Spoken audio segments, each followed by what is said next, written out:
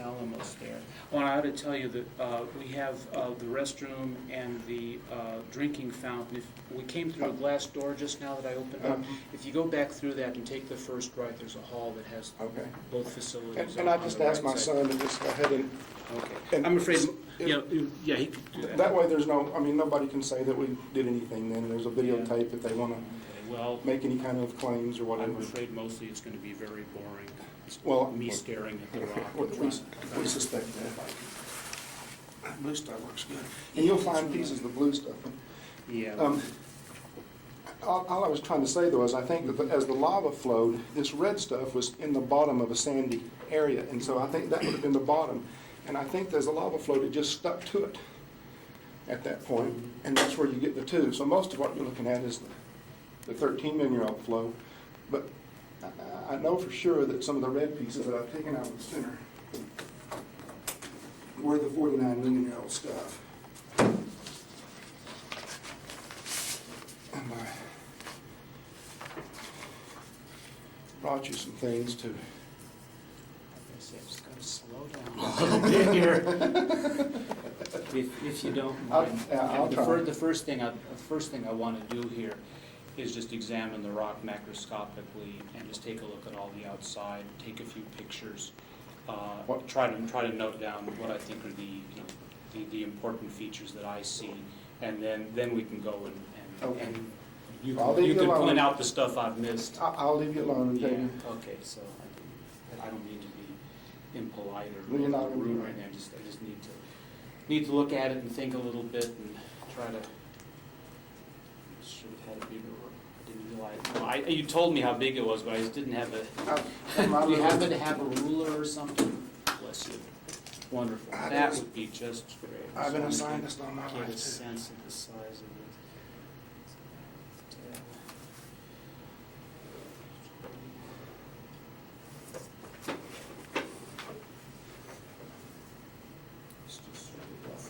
It's about 28 by 28.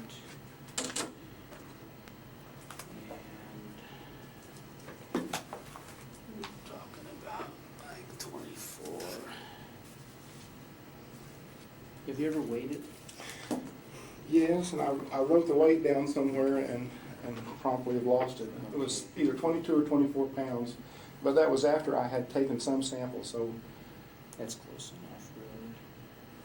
Just wanted to get sort of a rough idea of the density of it. That'll be close enough. Okay, well here, I'll show you the density too. This is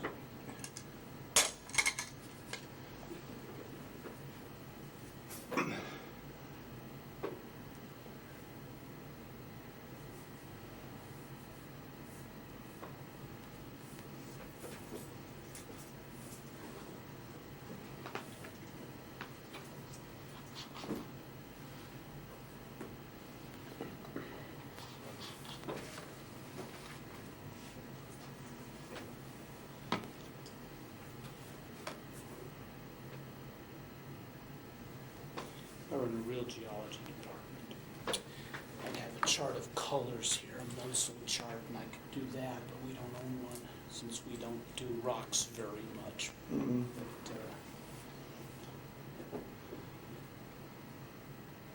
most of the rocks that come your way are planetary materials. well, no, I mean, we get, we do meteorites, and for many years, folks in the Institute did terrestrial geology. We've got this picture here. It's from Argentina.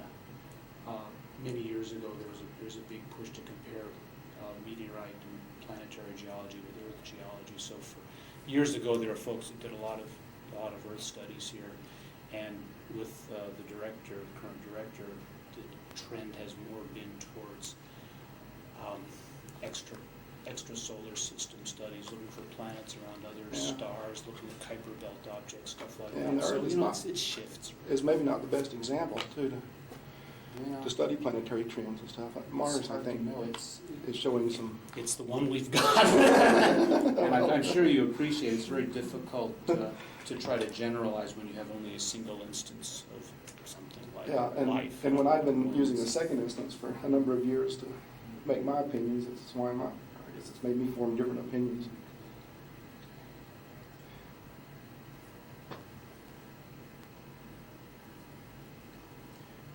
As far as color, the rock does change depending on the lights. Yeah. It's really if you've seen some of the pictures on the web, sometimes it just looks like a totally different rock. It's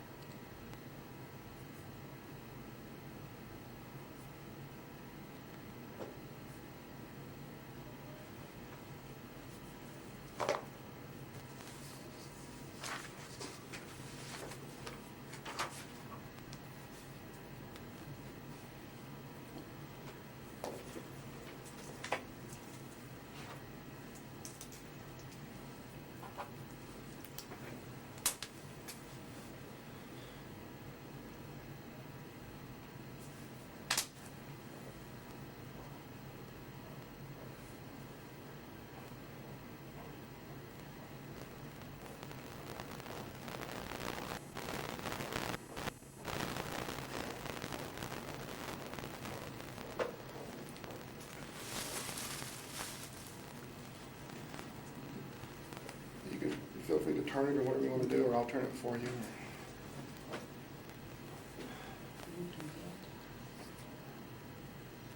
Just looking at the bubbles.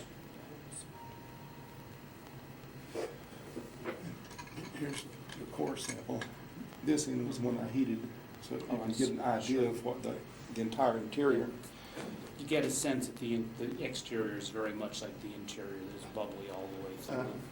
And the only difference is the melting on the outside kind of solidified it a little more and made the vesicles closed in instead of it's open.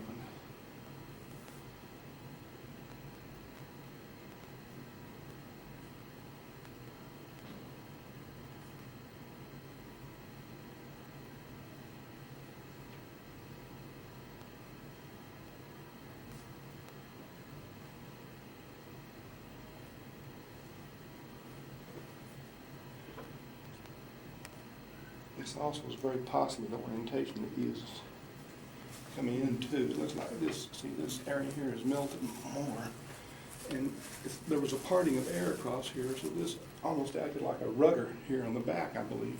And it has the shape of a lifting body if you study NASA's early. Yeah, it does seem. And so I think that's what helped it in some ways, and it's.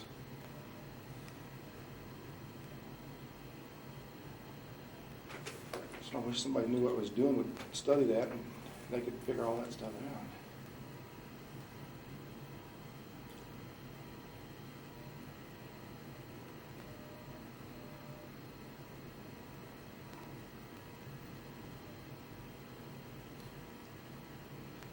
And just On as this very top surface here, there's some greenish. yeah, Is that That's the some of it, sand? yeah. that you- oh, well, I don't know if you that is the virgin exterior you're seeing there, so that's the sand. And what I believe happened is as the surface is heated up, that sand stuck to it. can. I've done experiments to see. Some of the sand, I believe, is definitely stuck to it, either during the time when the lava was hot and melted, or when the meteorite was coming through the air and melted. But all across the outside, you do see that sand that's melted, and it's stuck to the exterior.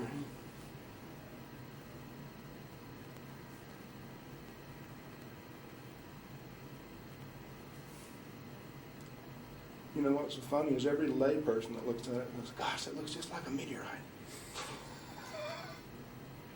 That's something I need to do. So the lady who has our meteorites isn't in yet, but in a little while I'll go upstairs and we have some display samples we use for teaching. And you know, I'll bring them down and show them to you. I've seen other meteorites in museums, but I've never actually tested them. Well, you'd be able to. We teach a 5th grade course for the local district. One of their, once a week pull out kids over here. I think that's so And good. so we've bought a couple meteorite specimens to show them, just so they can have it and see what it looks like. Well, yeah, that's part of the excitement in the world too. You never can tell showing one kid that thing. To me, this whole thing comes from my prayers as a child. I prayed that God would send me a piece of space. I never thought I'd be able to go to space, and space was always my greatest love. So it seemed as a child, the easiest way was just to pray that He'd send one to me rather than me being able to actually get up there. So.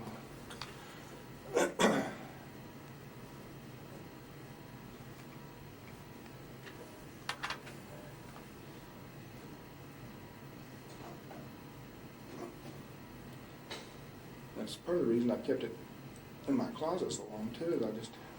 It's just always the miracle and the prayer that God had answered, so I've never thought about it any more than that.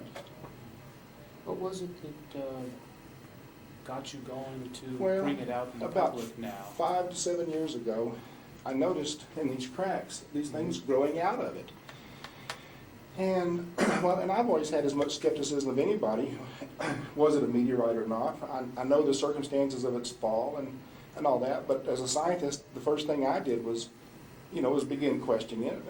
And so I've always, I guess, been like 80-20 that it was a meteorite, but there's some amount of doubt. But I guess, I don't know, it's 5 or 7 years ago I got it out and saw those things growing. I just, Yeah, well, first of all, like yes, growing those, out of it, like. well, those little, you can see them down in the crevice here. If you look in the, Okay. they're, Okay. they're all inside there, and I can tell you that they're in the very innermost sanctums of this rock. Okay. And that rock basically hasn't had light or water in 20, 30 years that I know of. But anyway, I saw those growing, but at that point, my philosophical evaluation was, well, that's kind of interesting. That would be pretty extraordinary if it came from Mars, but why would earthly things be interested in this rock that I felt had fell out of the sky? There's all kinds of fibers in there. Well, I've got pictures of those and stuff too. And there's a red thing and a blue thing. yes, they're different colors. And As far as perhaps with the other, with the binoc, we can see a little bit better. and we can actually, if you want, if you have some tweezers, we can pull out a sample and let you pull it out. I would But trust you. At that point, I just basically, forgot about it again. And then when they announced that ALH 8401 had possible signs of life, it was an early Martian rock. What you'd expect is the protobacteria or whatever, something at that stage. And then all of a sudden, it made a lot more sense to me that, well, maybe I should go back and look at my rock again. And so the first sample I took was, matter of fact, I think I talked to you. You was the first one I wrote. And then who was it? Somebody else volunteered to, what's his name? Well, I won't find it. Anyway, he volunteered to look at it, and so I broke off a sample over here. And on the way to mail it, I realized that when I broke the sample off, there was a bunch of sand fell out of it. And I realized in 30 years of having it, sand had never fell out of it because it had all been taken out of the outer vesicles. It wasn't until, that was the first time I ever actually broke the rock in 30 years. And on the way over to mail it, I got to thinking, well, why? I mean, there was sand fell out of it? How could there be sand in it? So when I went home, I got my microscope out. I carry a field microscope that I've had this way over to my kids. And literally the first view that I had, the very first thing I saw, and this is within 1 minute of looking at the initial sand.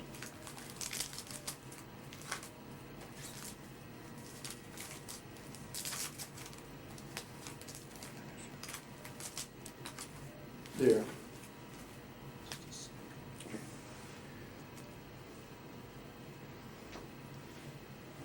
I saw this particle. This was connected there. Well, there's obvious structure there. That's obvious. It was obviously a living, created thing when I saw it. At that time, I didn't have any ages or have any way of knowing any more. But at that point is when I became more and more convinced that it needed to be studied. So that's the point 2 years ago that I began writing you and all the other people. Probably 100 people involved.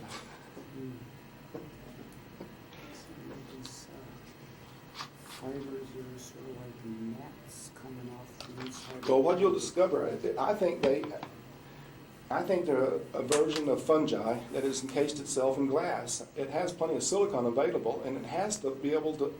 If Mars did have this long wet period, then there would have been an evolutionary period of dryness where things would have had time to evolve and learn to deal with that situation. I suspect it's using molecular water or something like that. And it's really interested in these old creatures that are laying around. Everywhere you see, this one here stuck to it. Sorry, Yeah, I finished my thought here. Oh, sorry.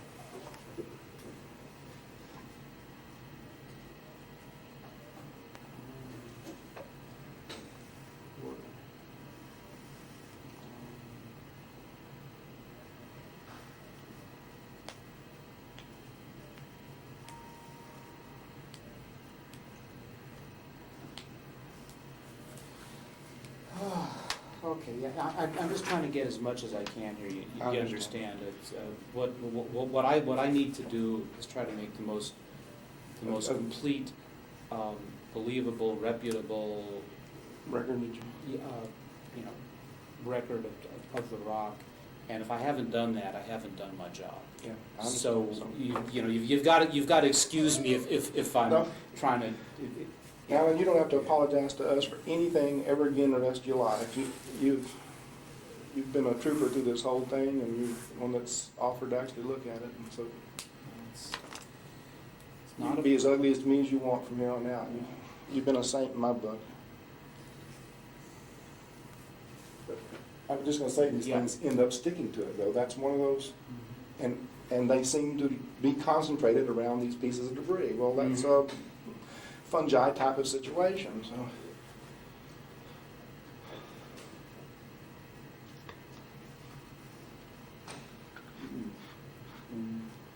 These broken surfaces, it almost looks purple. Yeah, it's just the lighting. There's little pieces of metal in that rock too. I don't know if you've seen them, but there's shiny pieces of some kind of that looks like a pure. It could be metal, could be. Often, I see there. That really Did you is- find one? Well, that looks like a little piece of solder, quite honestly. Well, it is. I guarantee it's not. It's all through it. You can find it in the very most inner pieces of the rock, within the. It was apparently in the lava flow itself. I think it was something.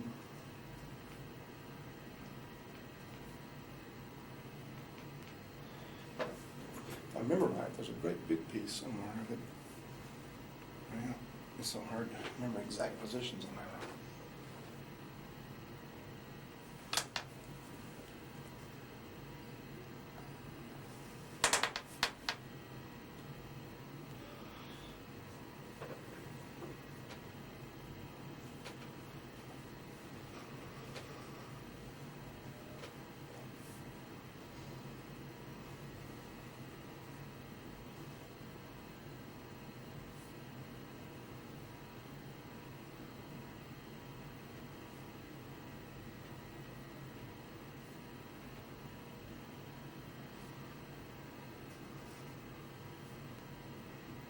I really need to write this all down because I'll never remember all of this. Well, we've got as much time as you've got. We'll give you all that you want. I'll stay for days if it's necessary. Well, I wish I could do that, but like I said, I've got appointment Yeah, well, I this think afternoon, so you'll we're get to gonna see a have lot to- today. This purple stuff's so weird. I'm not sure what you're calling purple stuff, but Come on over here, I'll show it to you. It's at least to me it looks pretty purple. there's these red, all through this rock are these red, and it's been very hard to photograph them. Well, okay, now, I'm just on used to this. this. And these white ones now, that's my daughter's bird. Oh, okay. All right. Well, See, I'll note that down because I noted, in Yeah, this. those are definitely terrestrial there. Okay, in that area, and I don't know if it's related, but if you look at the surface, Right here. yeah, I have a 10x magnifier. On Yeah, this the one- flatter parts of the surface there, it looks purple to me. Oh, yeah, what you're seeing is that fusion crust then. If you see on the tips of every bit of it, you'll see it all the way across there. You can take as much time as you want, you can examine every single tip, go to the top of it, and you'll have more melting at the top and then a graduated variation. I did a thing on that on my internet site on the fusion crust. I don't know if you saw it, where I explained what I thought was happening, the vesicles and how the tips were melting there, and maybe even material was leaving it to, I'm sure the sand material was leaving. And the air currents would have been so complex around all these little vesicles. That's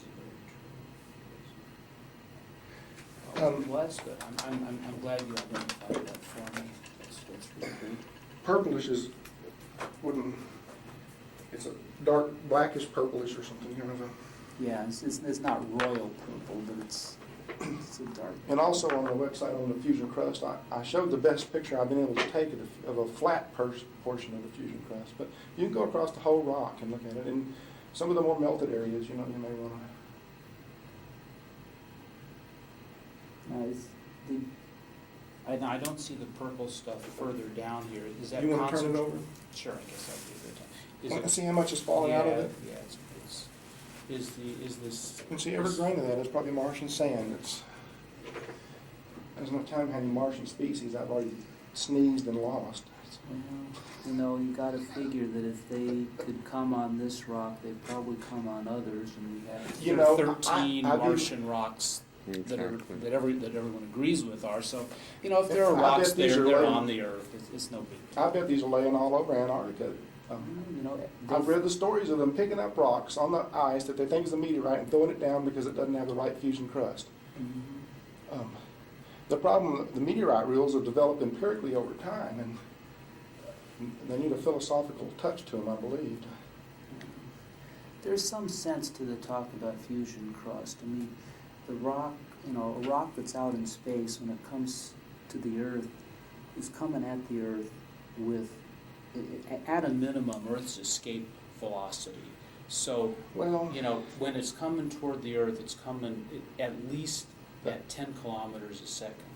And that's pretty darn fast. And so when that hits the atmosphere, that 10 kilometers a second translates to a lot of energy, which has to go somewhere to slow it down. and, it could have So- skipped once or twice. I mean, there's any number of things that could have Well- happened, and then having an orientation that allows it to fly. All I've ever said is I believe it has the proper amount of melting for a transition to the atmosphere. If you look at this rock and its structure and its chemical composition, the structure of the whole rock is almost like a space shuttle heat tile. And again, this has been heated over 800 degrees right there.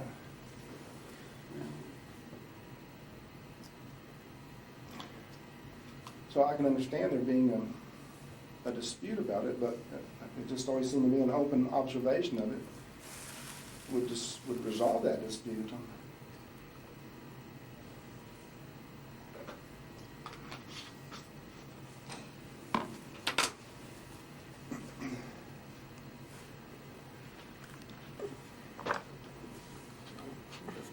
I bet Pam isn't doing that. The fusion crust is easy to see to in brighter light sometimes. So, and here's one thing that I don't have a lot of fancy tools, but for me looking at it, I made this thing where I can hook it right here, That's a real good idea. and it puts the light right down, Mhm. and then as you focus in and out, you can actually Mhm. put your microscope all the way down into the vesicles. I mean, those vesicles have 4 and 5 levels deep. If you start looking at them, Mhm. you Yeah, can go follow through your the way whole- down Yeah. in there, and they go down there. That's a fairly typical structure I don't know for if that would help you any, that would give you a little bit different line. So this is a fairly typical structure for an igneous rock, which is not to say it's terrestrial or Martian, but basalt rocks commonly end up looking like this. And there are, there are earth rocks that have this kind of bubbly texture. There are asteroidal basalts, maybe not this bubbly, but there are a couple that have bubbles in them. And Well, the that's- Martian rocks that we have now, the meteorites, none of them have the bubbles, but But we know, that's not to say that other rocks on Mars might not. so So, we know that Barnacle Bill has vesicles. well, there's some discussion about exactly what that is too.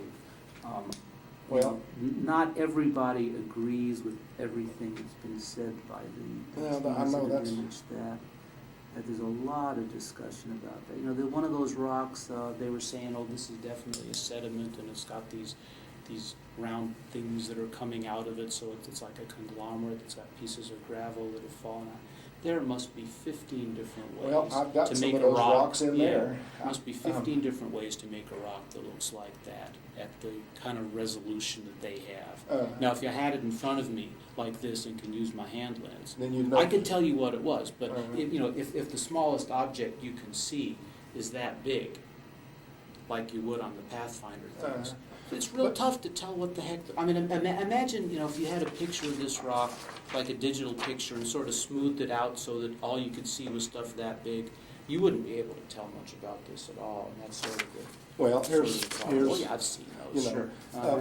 one of the things that I've noticed that from the very beginning, from the Viking days, that there were so many round rocks on Mars, and that so many of them have just crease in them, like this one shows, and so many of them in the color photographs have a red streak through them, like this one shows. And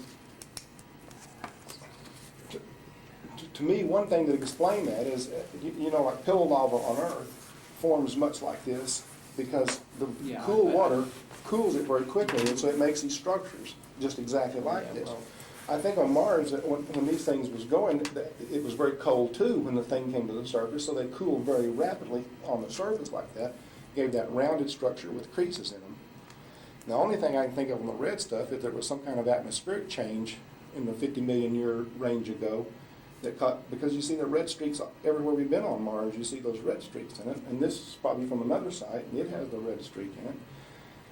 So the only thing I could think of would be global, would have to be some kind of atmospheric change that caused the rock to be more red when it was made. Because it looks like to me on Mars, the volcanic systems have remained stable within themselves over long, long periods of time. There hadn't been the interreaction of material like on Earth.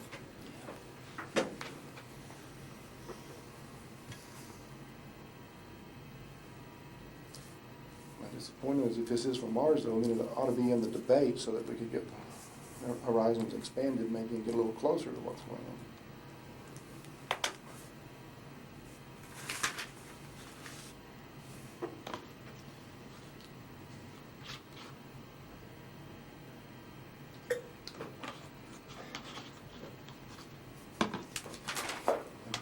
Just hang on. Okay. You're running ahead of me again. I'm sort of a slow person Well, sometimes. that's good. I try to be thorough. You take your time. I have 2.5 years of pent-up emotion. Well, I can understand your frustration at this. I share that. Sometimes I get good ideas and I have just a devil of a time persuading anybody else that they're good ideas.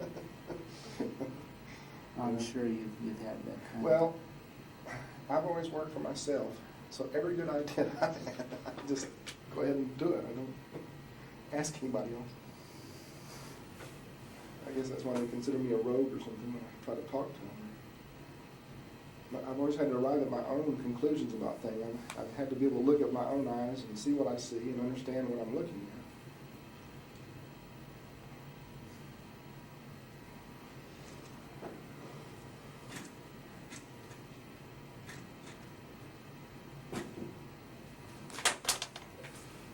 And I know there's spider webs in there too, so I mean, there's definitely terrestrial contamination of it in 30 years on Earth. Mm-hmm.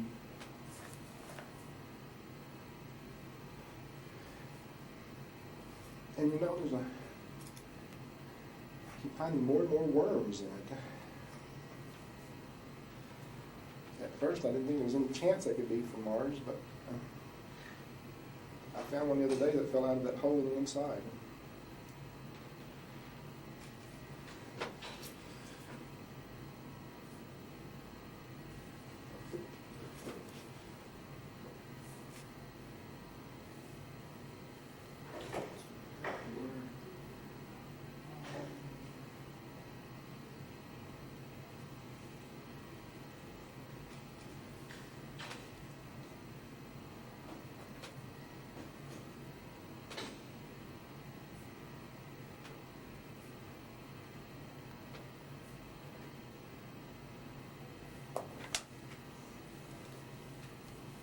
Excuse me.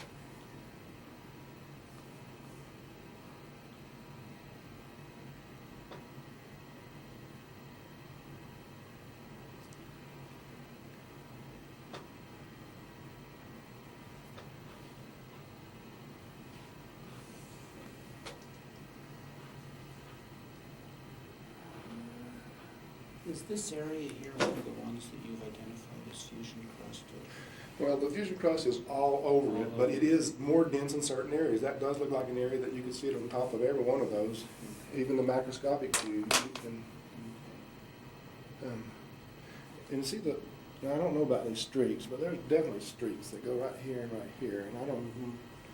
Yeah, I was noticing that it seems like the bubbles in areas are lined up. I mean, Well, can what see you that would have, they're lined here. and that's for what you would have instance. expected if there was a single orientation there, for it would have been Well, consistent. yeah, but you also find in just this, It you could know, have- bubble it could have just lavas done- rocks right. like that when they flow, the bubbles And- tend to get elongated as Yeah. it flows and shears out. So And that is the that's- old Yeah, that's the red end. part of it. right there. I'll get to that very very shortly. You know, I've sat hour to hour with it in my lap and just gone over it and over it and over it and looked into the vesicles. It's just, it's like a whole world in its own, you know.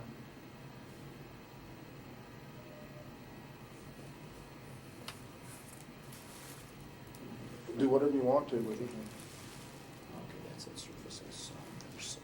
Okay, it just look different from the other side. Yeah, it does. Just hold on. Not there yet. Not there yet.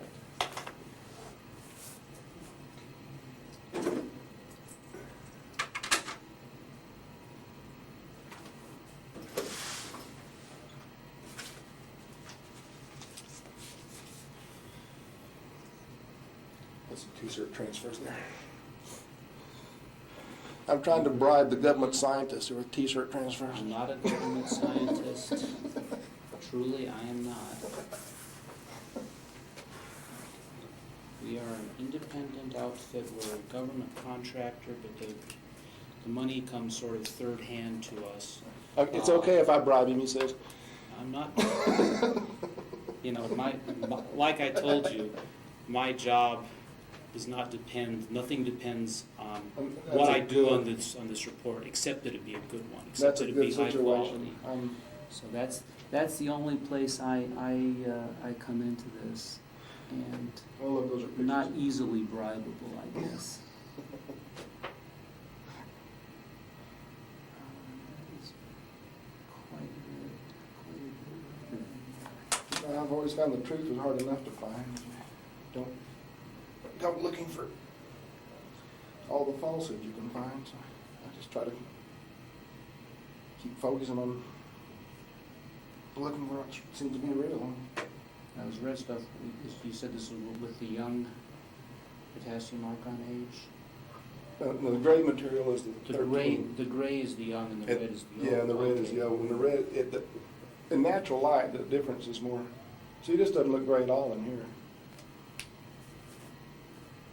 To me. Yeah, I would say fluorescent light's a little bit odd.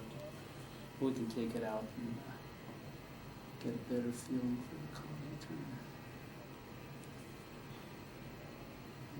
There's all that lovely. Did you find that the sand in the vesicles is more abundant in the older area than the younger? Well, there's not near as much of the older area to look like, and most of the Yeah. sand, and the vesicles seem to be much smaller in the odors, and they also seem to be filled with more of a clay material. I think the sand, the red rocks were definitely in a water material at some point.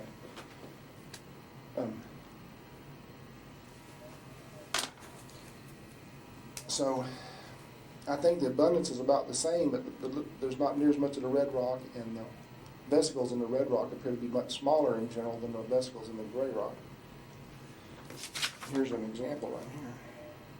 Hang on just a second.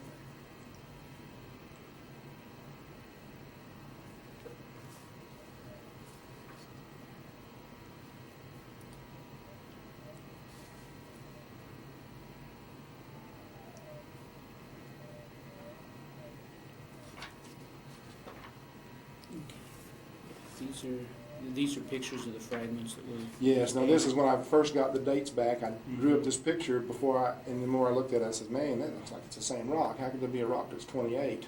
Because I don't know if you remember the story about the 3 different dates, but I know that one for sure is the 13, and I know that for sure is the 49, and that is these particles right here, and that is the red stuff that you see. And in this picture, you can see the difference in the color and really the size of the vesicles. Maybe there was more atmosphere then, and that would have been smaller vesicles, have been more atmosphere pressing against it. Is that reasonable? Couldn't tell you.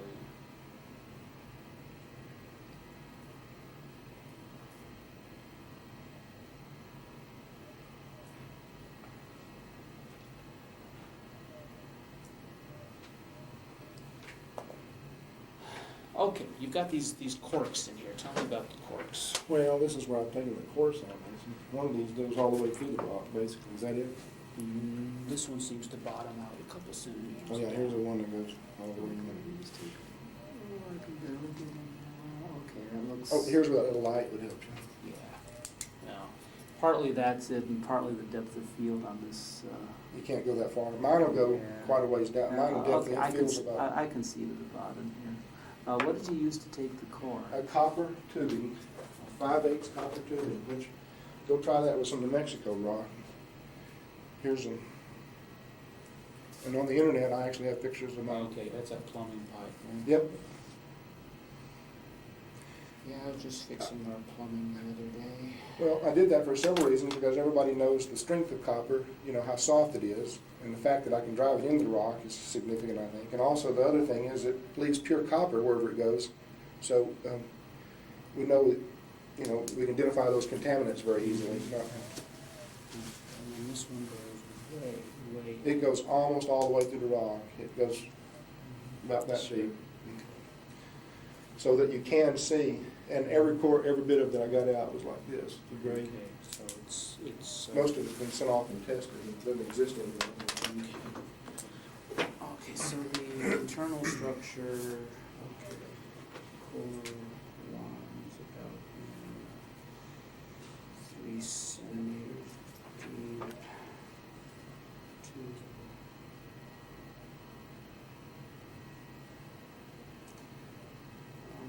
It's the same structure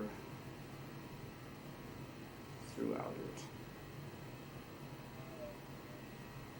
Same vesicular. Yeah, you have greatly varying sizes of the vesicles, though, you see. Mhm. You know, some you see, well, that one where I built the hole was probably an inch deep to start with. Okay, so that I, That vesicle was already Yeah. there, see, and it Okay. just made a convenient place to hold my thing and drive it in. And also, I thought it would cause the least damage on the outside of the rock if I, took me a year to think of that. I'm actually a very slow mover too, would you? Probably wouldn't have guessed that today.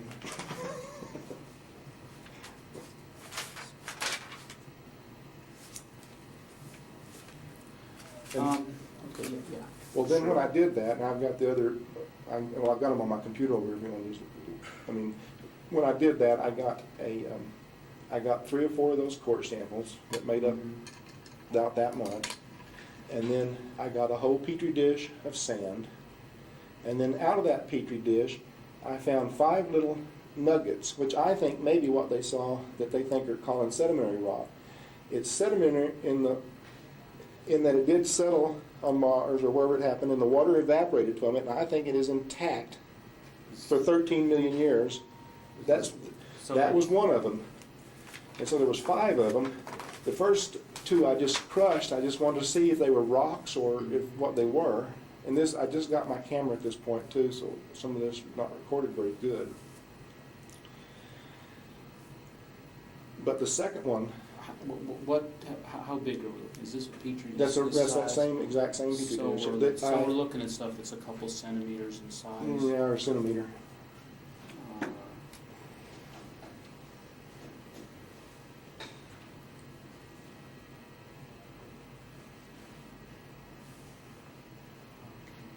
So in essence, what happened was this is the contents of the vesicles, mhm. and of the bigger vesicles that came out of that core sample. And I actually looked at one time before I broke them up. I thought I could tell where one of them had come. I mean, you could see that it fit, and if you looked at the outside.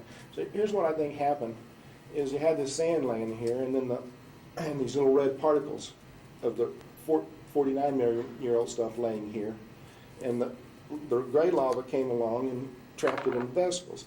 And so in this layer around here, you do have melted particles, some of them are rounded, that I believe were the very, very fine silicates that kind of clumped together when the hot lava rolled over them. So you can see those kind of particles. But then the sand itself, I think what fell out right here, see, is just the inner portion of it, that right there. And then when I put water on it, that came out, and that's one of the 49-million-year-old rocks.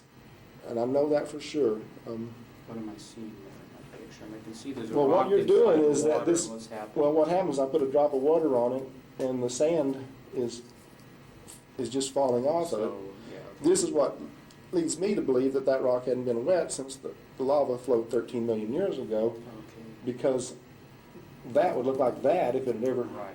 been wet. And so, you know, what happened, that lava was just like the perfect little lab experiment, just capturing sample after sample after sample. Each vesicle is going to be like a whole world. We'll open it up to see what's in that vesicle. And then the next experiment I did was, the other thing, I knew that I found magnetic particles all over the outside of it. And if you look, what they are is they are the very, very, very fine pieces of the volcanic rock. Mm-hmm. And so what I wanted to know was, are there magnetic pieces in this here, inside the rock, inside these clumps of material? So before anything happened, I took this magnet and I passed it over this, without touching the material, I passed it over the top of it, and then it collected the magnetic particles. Now some of them you see here are stuck by static electricity in that picture. But I did, under my microscope, see particles jump to it. Okay, so, tell me again what I'm seeing here. These are the magnetic particles? Well, some of them are, and some of them are just sand that stuck Right. to it. When I first wiped it across, though, the magnet was perfectly clean. This and is, okay, I'm sorry, is this whole thing the magnet? Yes. This area, or? the whole thing, and you see the particles are stuck all around the outside of it, but tiny. Okay. And these darker No, areas? they're just a paint not- on the- No, okay. just a paint on the Those are magnet. not relevant. All right, Yeah. that's fine. Okay. Let me back up a second. So you're saying that there's magnetic material in this Was white in that white, vesicle? in those white, inside the contents of the vesicle, there was magnetic material. And again, when I examined it on the microscope, it is very fine. You see, this material made so thin, Mhm. it makes very, very small walls. And so in essence, what they become, the particles almost have a shape. They're very thin. Mhm. They're almost like little flying things, Mhm. almost like they have an evolutionary advantage to be into the atmosphere. Let me just back up Okay. a second here. Is it possible that these little magnetic fragments are pieces of the rock itself that that's was- gotten, mixed in or That was what attached I to the was- surfaces wondered all of along. these pieces- And, these- and so this experiment did, I lifted these totally and separately as little units, and I made Mhm. sure that they came from inside and that they Sure. were they didn't have any of the broken material in them. So I know all this needs to be redone, improved, but I can give you quite a bit of degree of certainty that these magnetic particles are in that sandy material in the middle of it.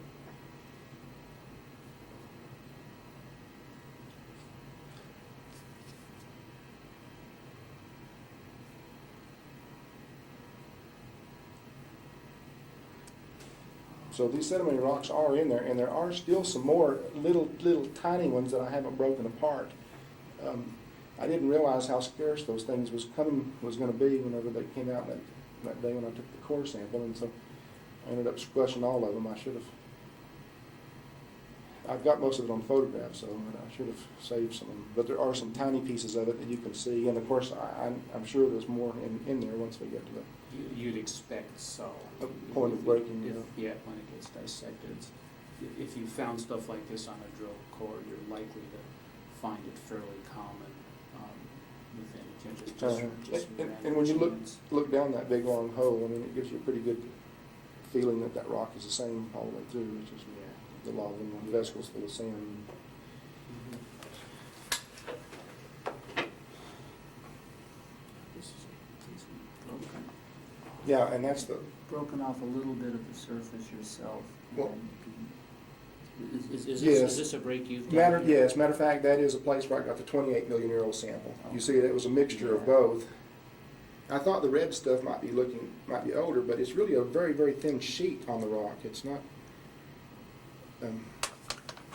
Here is the boundary there, Mhm.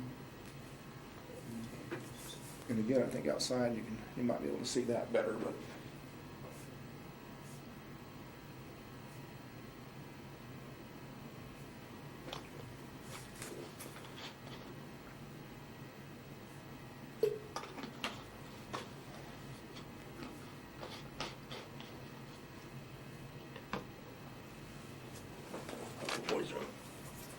Remember, it's just through the glass doors and first hall to your right.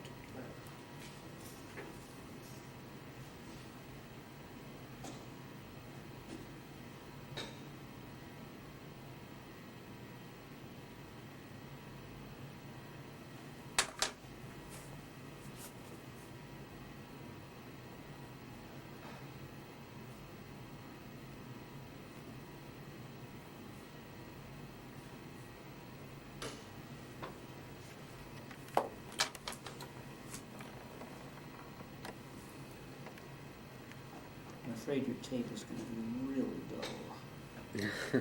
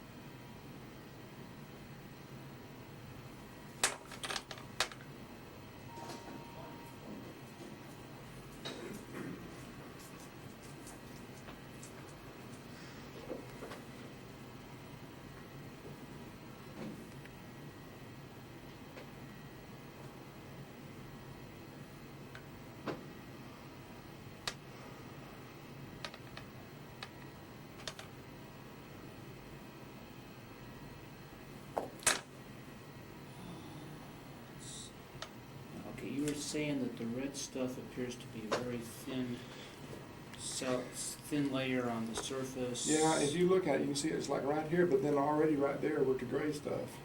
And the boundary is right in there. I mean, if you'll follow this whole thing around, I think you can see the difference. Mhm. Well, right, yeah, see, right there it is, right that thick.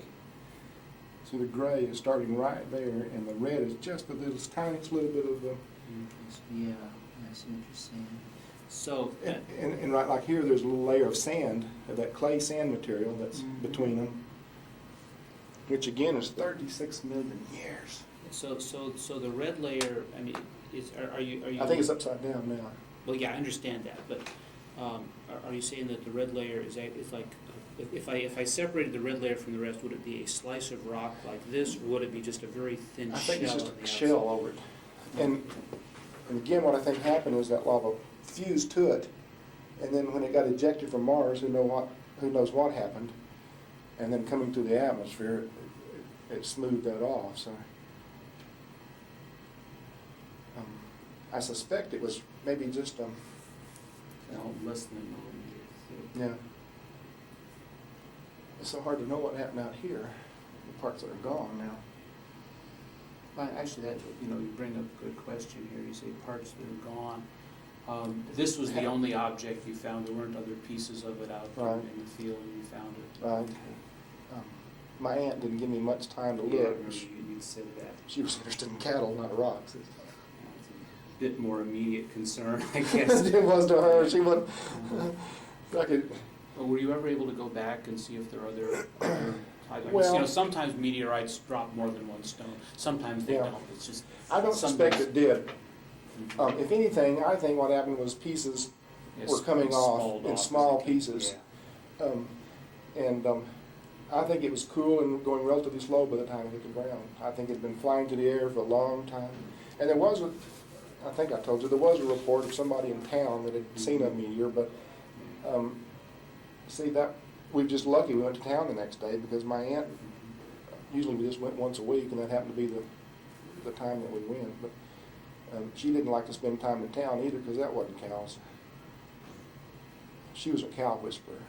Heard of the horse whisperer guys? Mm-hmm. Oh, cool. She loved her cattle. She knew them. Everyone was an individual to her.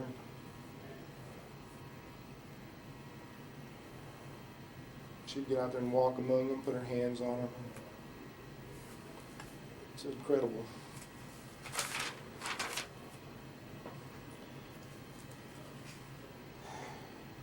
So somebody could accuse me of not knowing her ranch, but I guarantee you they could have accused her of not knowing her ranch. No, it sounds like.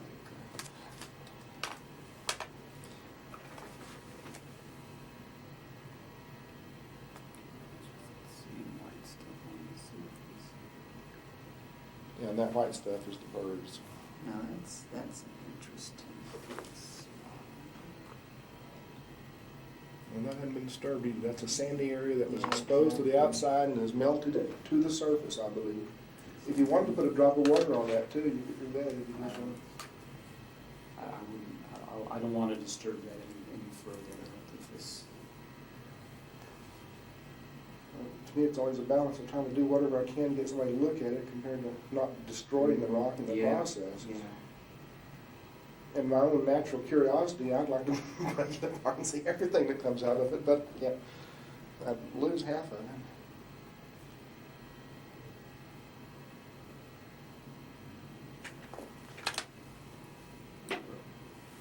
What's this one?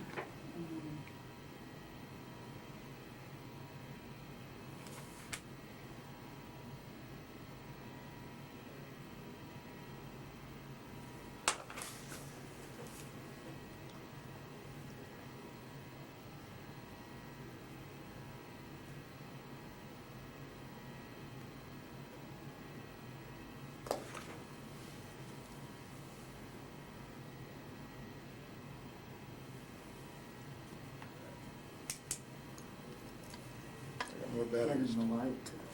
You mean hold it for you? No, it's okay. It's okay. Sometimes I have trouble coordinating on that. Not used to the coordination of putting that lamp in. Yeah. Well, I can see where you're looking. I can sure point it for you if you want. That's all I wanted to see there. Sort of look, just taking a tour of the little white spots, trying to see what they all are. You know, macroscopy, look at them though, like from right here. And what you can see is those areas of sand that melted, that was on the outside, and they got melted stuck to it rather than lose it all.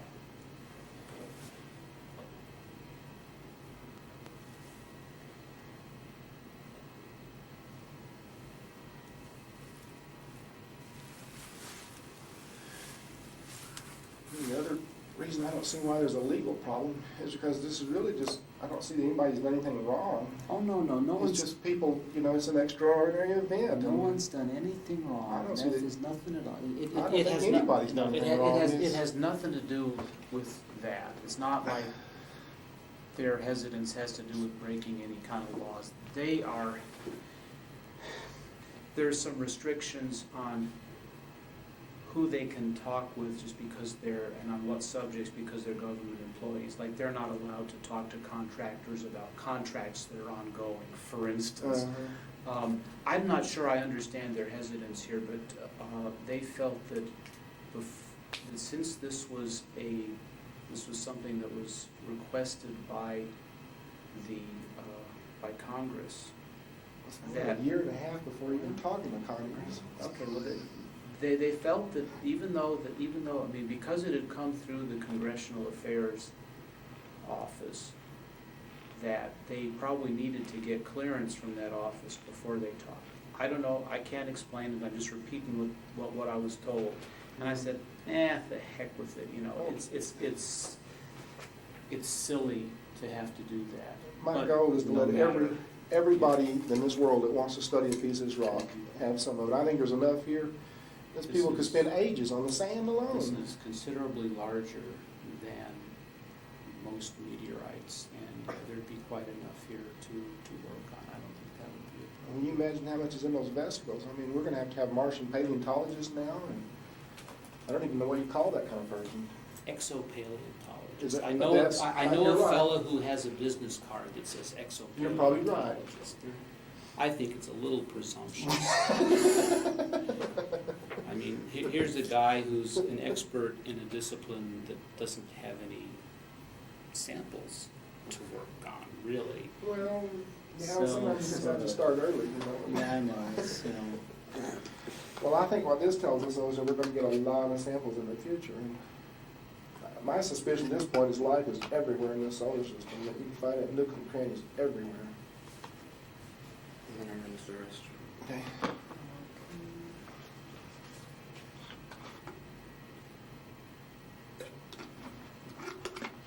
yeah, let's, Perhaps I can take a few photographs just for. Okay, and I'll just help you for any way that you reference. want. Um, Also, before you get totally through, you Yeah. ought to just look at the sand that's fell out of it. I mean, the particles that's laying in the, I haven't looked at them, nobody's even looked at them, so. If you can just take this aside, I'll just take a quick look at that. oops, clump, excuse me, not that dandruff on your rock. No, I think I got the rock over on them. Yeah, you ought to collect this stuff, because Oh, I have been. these are honest to goodness little particles of sand, little rounded quartz grains and feldspar grains. And then you'll find some debris in there if you'll look. Oh, yeah, there's all kinds of little things. But See, that's all more than 13 million years old. that's well worth seeing. Okay. Yeah, I'm glad you asked me to do that. Oh, what page am I at? 61. That's well worth seeing. Okay, now let's write this down.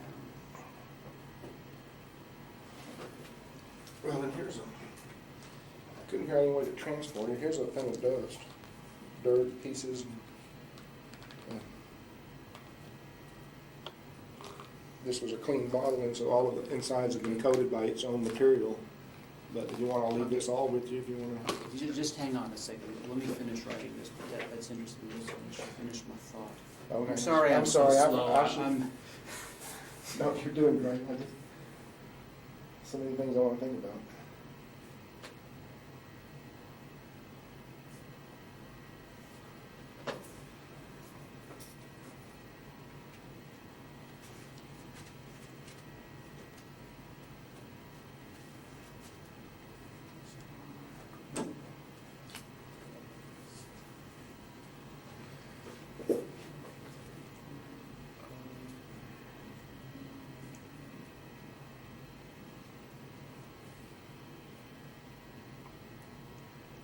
Okay, I've got that thought now.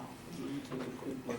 I brought an extra petri dish too, if you want, and you could just pour it out. You can have all of that if you wanted. Okay, this might be... Because there's samples of the rock in there, there's samples of both kinds of rock, there's samples of the, Is there some, this sand also? it's all sand, it's just representative samples. I just scraped some up, put it in there, and it has, I'm sure it's got the living things in it, and it's,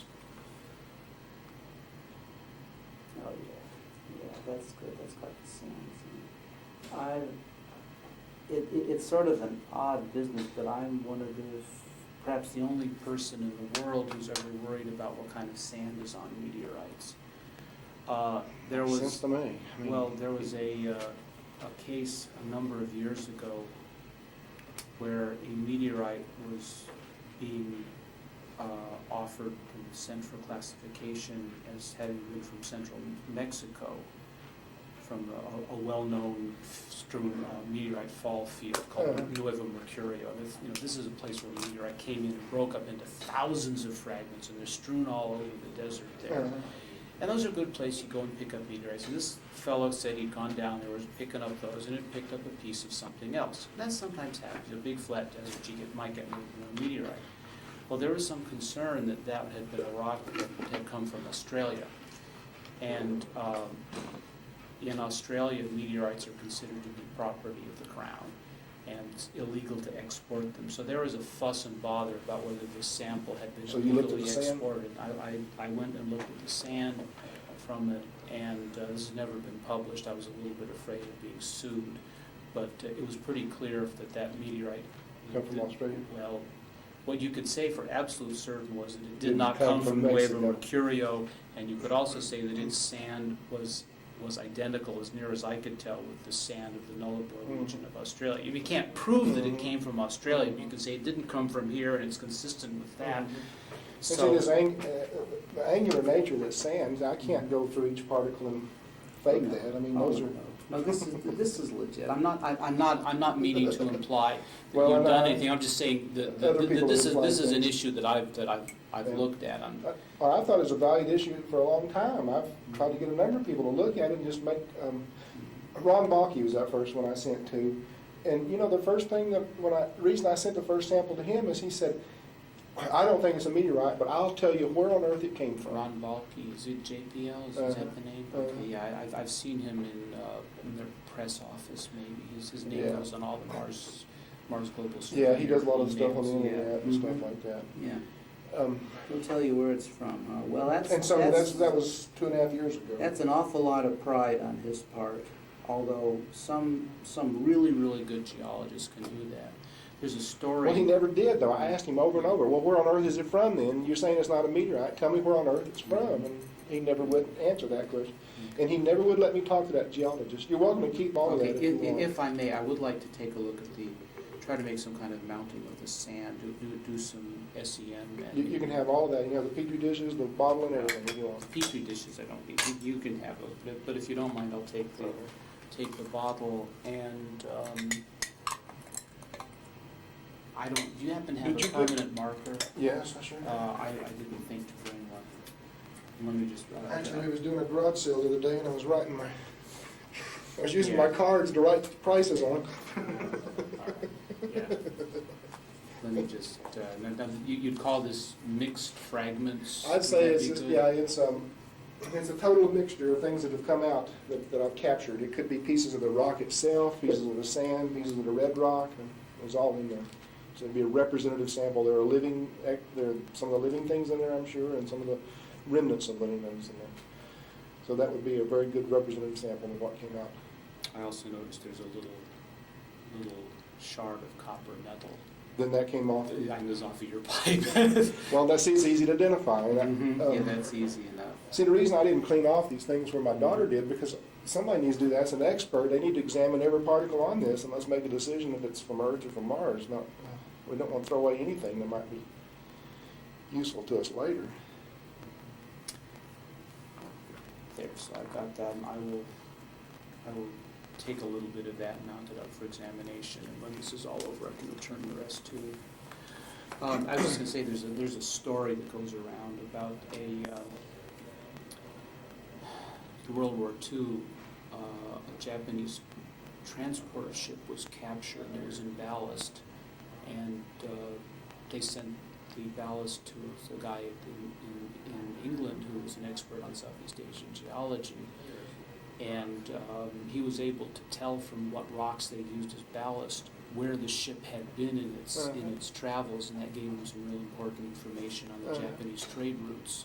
So that was sort of a neat thing, but it's not often that folks know enough to be able to say where a particular. I mean, actually, I think that's not knowing Mr. Balke, but I would never make a claim like that. That's an inordinate level of pride, I think, to think that a person can say for certain where any particular rock came from. Now, there's some that are unique. There's some unique rocks on the Earth, but a rock like this is not. I mean, this kind of color and texture and structure is not unique on the Earth. There are many rocks that could mimic this, and to me, I think that's in essence, the fusion crust or the heating that occurred here looks very similar to normal earthly weathering. If you don't stop and pay attention, I mean, if you just look at it grossly, you could say, well, that's just a normally weathered rock. I've gone to Mexico and collected samples all over that and looked at them through my microscope, and I could see how somebody not taking a lot of time and effort could say, well, that just looks like normal weathering, earthly weathering. But when you see inside of it, though, you can break that with your fingernail. Yeah, it's pretty soft. I mean, I just from the way it's crumbling there, I can tell. They said it never did that until I broke the surface of it.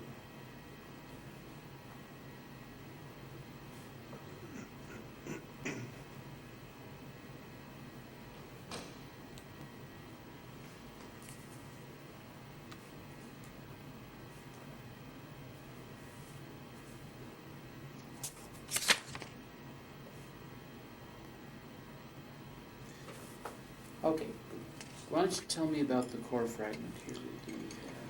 Well, that was the only one that's left. The others got sent off for test, when the material was used up, and I just used this on it. It was only, I tried for 2 years to find somebody who would do some kind of a melt. It's a laser pointer thermometer. You pointed at something.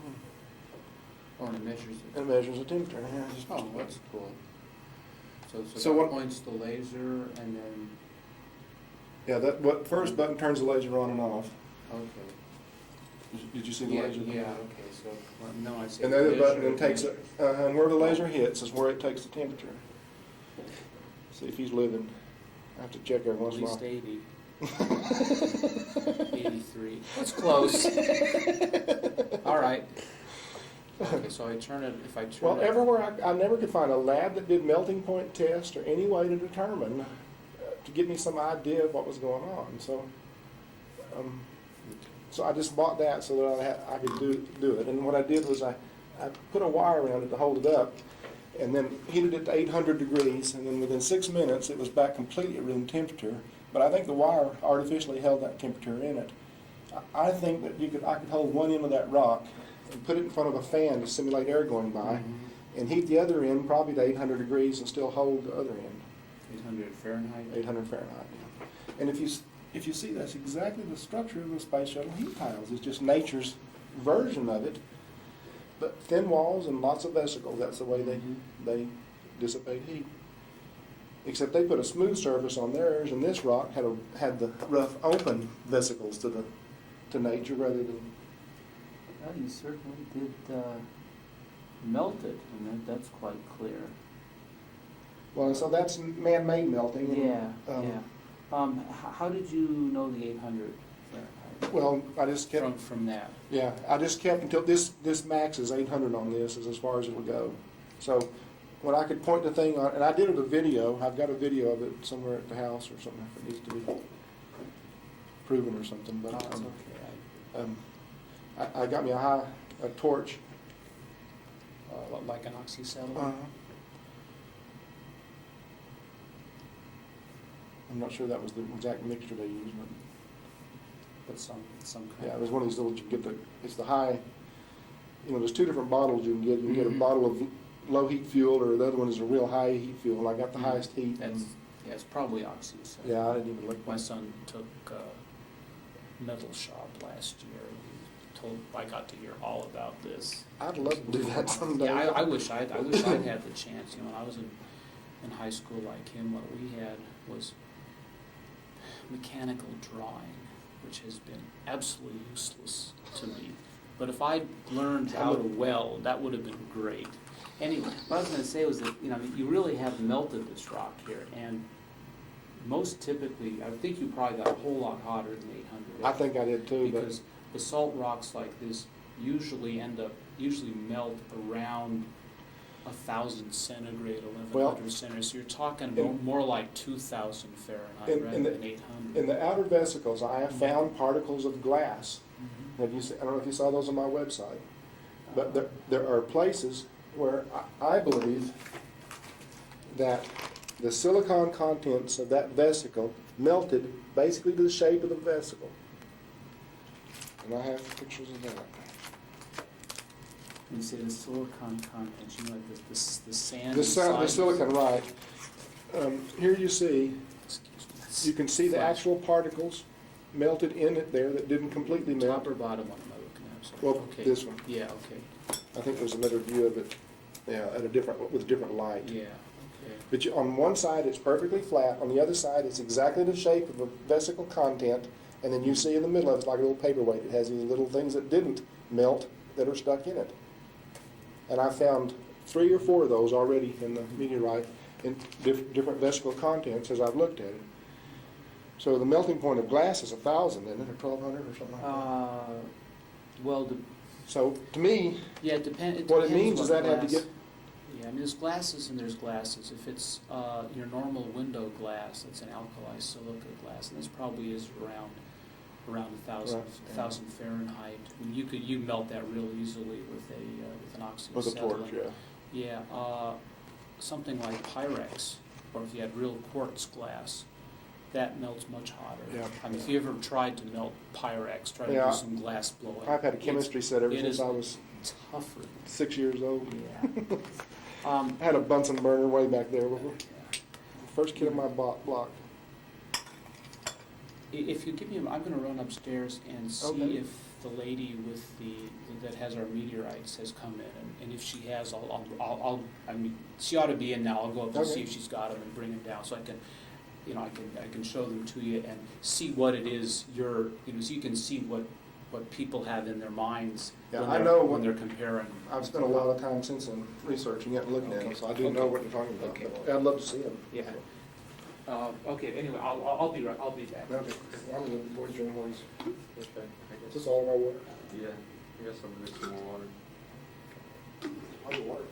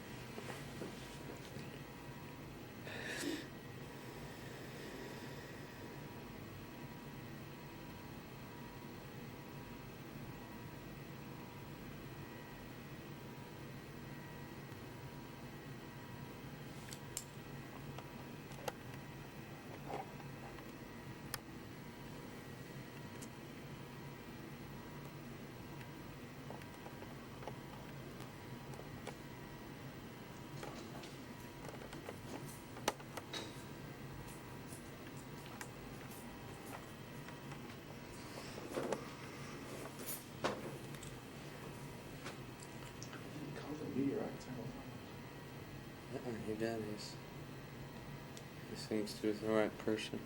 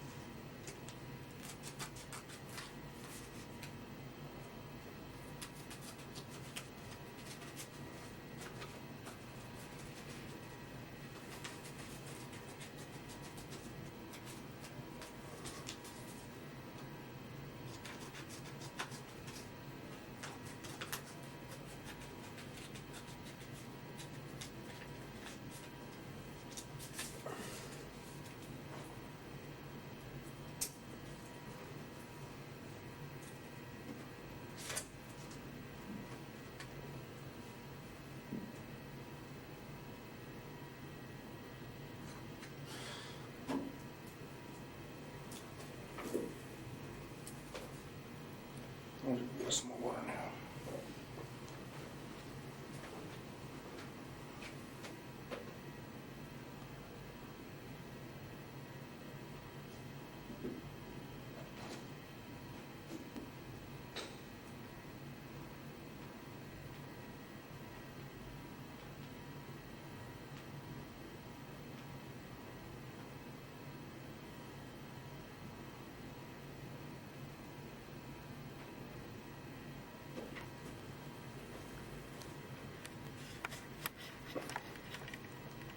Sample, and I'm actually rather disappointed at it. I was told it would have a really black, shiny Well, fusion that's crust. something that's been laying out for a long time Yeah, after the fusion crust. when we bought it, the guy said it had a shiny crust, and I think I'm going to have to send it back to him and say this is not what It's we not a, Well, see, the thing is that what you're up against here, when you're trying to tell people that this has a fusion crust, is that they will expect to see look it. more like that. Well, they'll expect to see it covered with the same kind of really shiny black glass.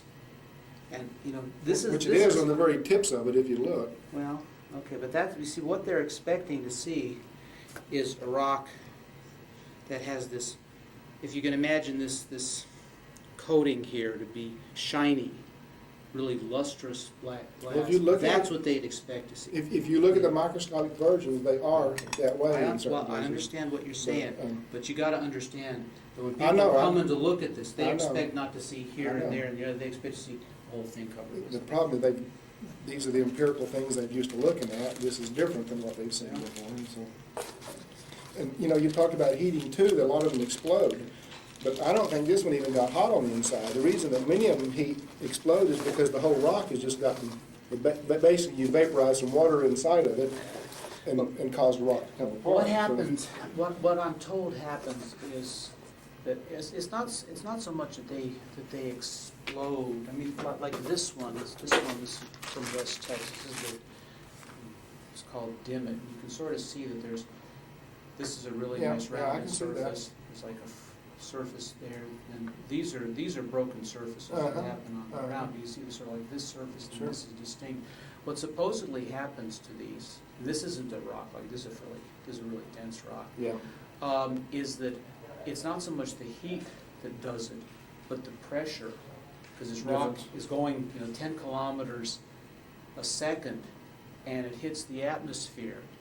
And the atmosphere at that speed acts like a brick wall. So if you throw a rock at a brick wall, sometimes it's going to split apart. And supposedly that's what it happens. You know, when you see, sometimes you see big meteors coming through the air, like that Peekskill one that landed in New York.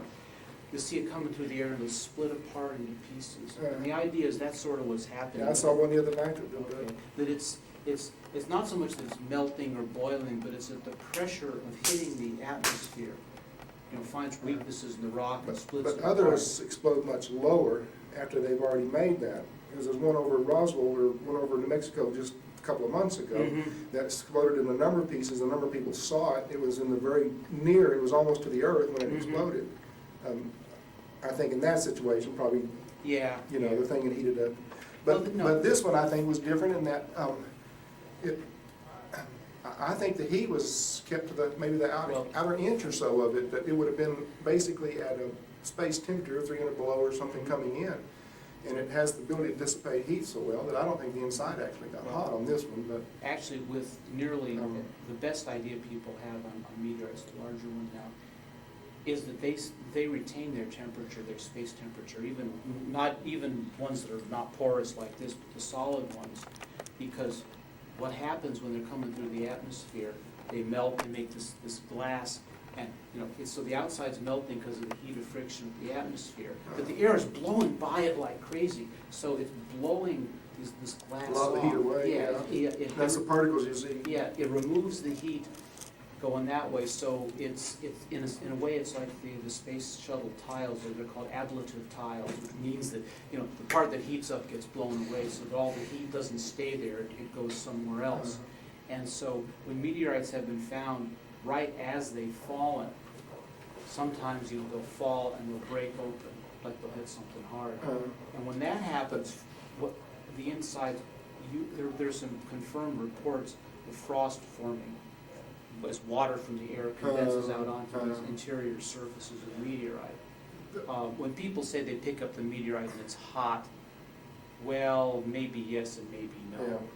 That's real hard to know. Well, another factor in this one's fall is there was, I think I told you, there was a little depression about 18 inches away that looked, and I didn't have enough time to really search out the area. But that would Can you be remember how due deep? north of it, which would have indicated to me that it come in from the north. Now, what you do is you get a different set of physics going on when you have a meteorite coming in from that direction rather than coming in with the prevailing winds of the earth or against them. So How deep was the depression? it wasn't an inch deep. That was the only. Well, that whole area is sandy. Yeah, this is your picture here. I remember if I saw that. And that's a bigger version, I think you've probably seen. But this is my ranch, and this is what's called the North Meadow here. And the Sidna's the one behind it. We was over in there. Well, we made our rounds around the ranch, and this was towards noon we was getting here. We've been over there, and we came through back to here. There's a gate here, and we turned north. That's north. The rock fell right. That creek bed was probably about 50 feet away, so it was right where that makes that bend. It would have been in that grassy area. Now all of that was in the wintertime, and I don't know if you've been up to, well, you've been to New Mexico. You know how that sandy, when it's dry, it gets a crust on it, and you can, it's just flat and crusty. And the grass was yellow in the wintertime at that point, and the rock just stuck out like a sore thumb. And, we both saw it from, I'd say, a quarter to half a mile away. As soon as we turned north on that road, both of us kind of let out a gasp. She said, "What's that?" Something was on our ranch that wasn't supposed to be there.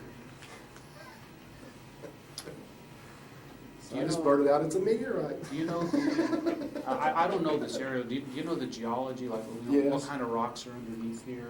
And what, Well, they're way deep. This is called sand hills. It's very nature. All of these are, there's caliche and sand. There are no rocks except for the pebbles, matter of fact, I've pulled every well on that, so I can tell you down to, in the meadow here, this well here is about 50 foot deep. And there's water at 30 foot. And it's just sand all the way? And it's sand all the way down. Okay. That's basically, and just south of here is was the main kind of pasture meadow and had that well in it. I pulled many times by hand. Water was 10, 20 foot there. I pulled that well totally by hand without even getting a winch or. It's not too bad. Okay, so it's. So every bit of that is sandy, absolutely sandy territory. Okay, yeah.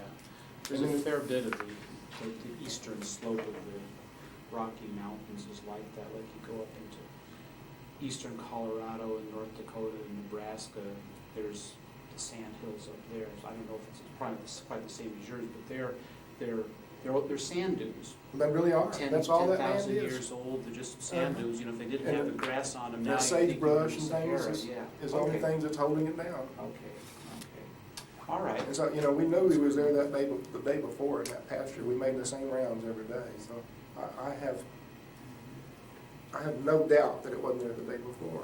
And I have confidence in my ability to observe things. I mean, so many people have doubts about things, but you know, Well- your own experiences, you got to trust, or what do you trust? It's the way I look at it. Oh, I don't know, my wife always tells me, you know, dear, it didn't happen like that. Yeah, well, I don't have a wife to correct me. I don't know. Okay. Yeah. Not a lot. I Apparently, can two rational people observing the same event. Well, yeah, I mean, you know, this is always one of the problems with eyewitness accounts. They run into this in the law and trials all the time, is you get three people that see an incident, and they'll all have three different I know. explanations of what happened and what color that shirt that person was wearing, and whether that one had a beard or a mustache or nothing.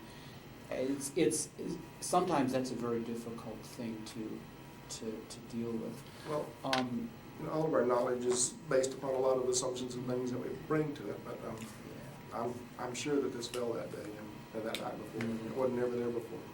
And the evidence, I think, is pretty overwhelming. It's had a fiery trip somewhere. Now, there were, I guess I've seen about as much as I need to on the rock itself for the moment. I know I've got a lot of supporting material that you've provided. There are two other things I wanted to do. First would be about 10 o'clock, so we want to, so probably take you said you have to go back? We'll whatever your Yeah. schedule is, we'll stay as long. Well, like I said, I have to quit by 11:30. Okay, we're going to go back to Austin. My daughter had a baby. Oh, The night before last, and we just- very nice. Yeah, Okay. just get her a husband. Yeah. Well, yeah, that's. In my days, you know, you That's something- graduated high yeah, school, in you my got days, married, that and then you was- had kids. Yeah, But- I'm old enough to feel Yeah, that it's- way too. It seems to be different. Anyway, there are two things I wanted to do. First was the thin section. I wanted to confirm with you that Do you it have that appears to with be you? the same thing, yeah. And the second was to Well, I talk have- about some of the chemical I data. have no, I trust those people. I don't So think this they is, would. this is the box that came in from Gleason. the guy that you- Jamie is a swell guy.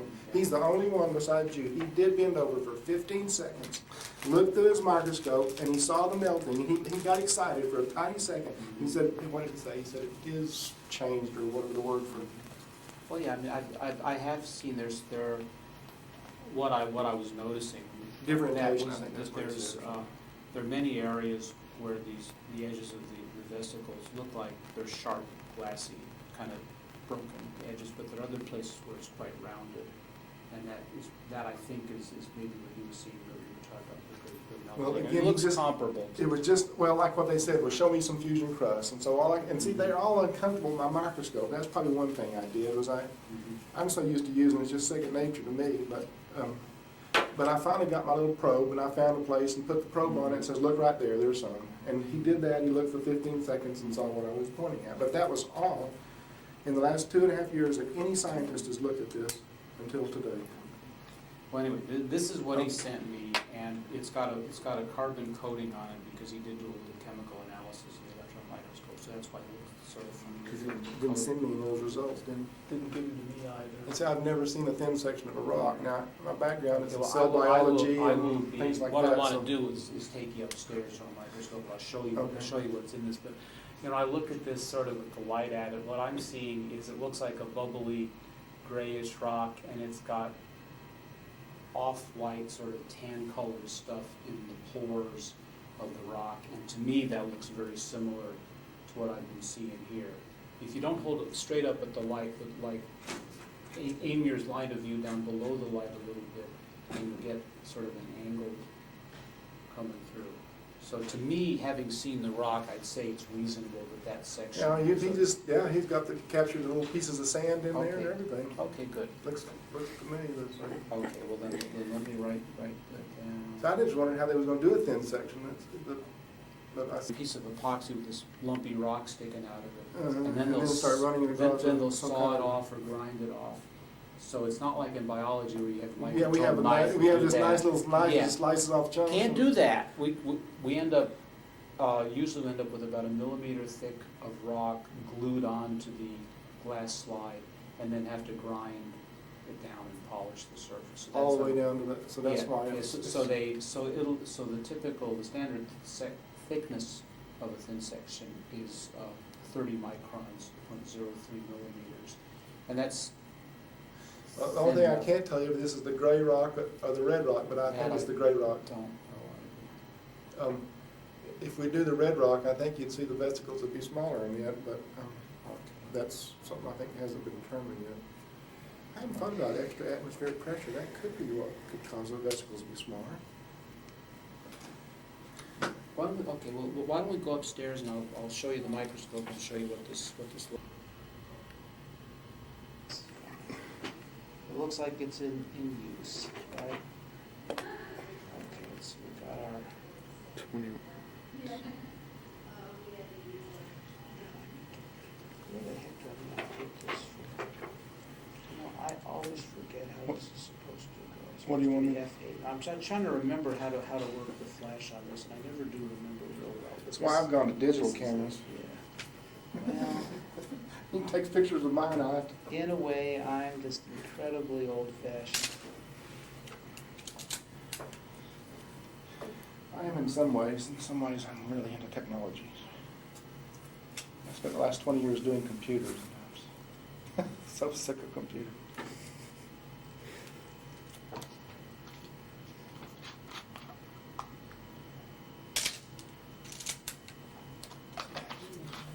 We really ought to take it outside for just a little bit too, and just let you look at it in the different lighting conditions. Just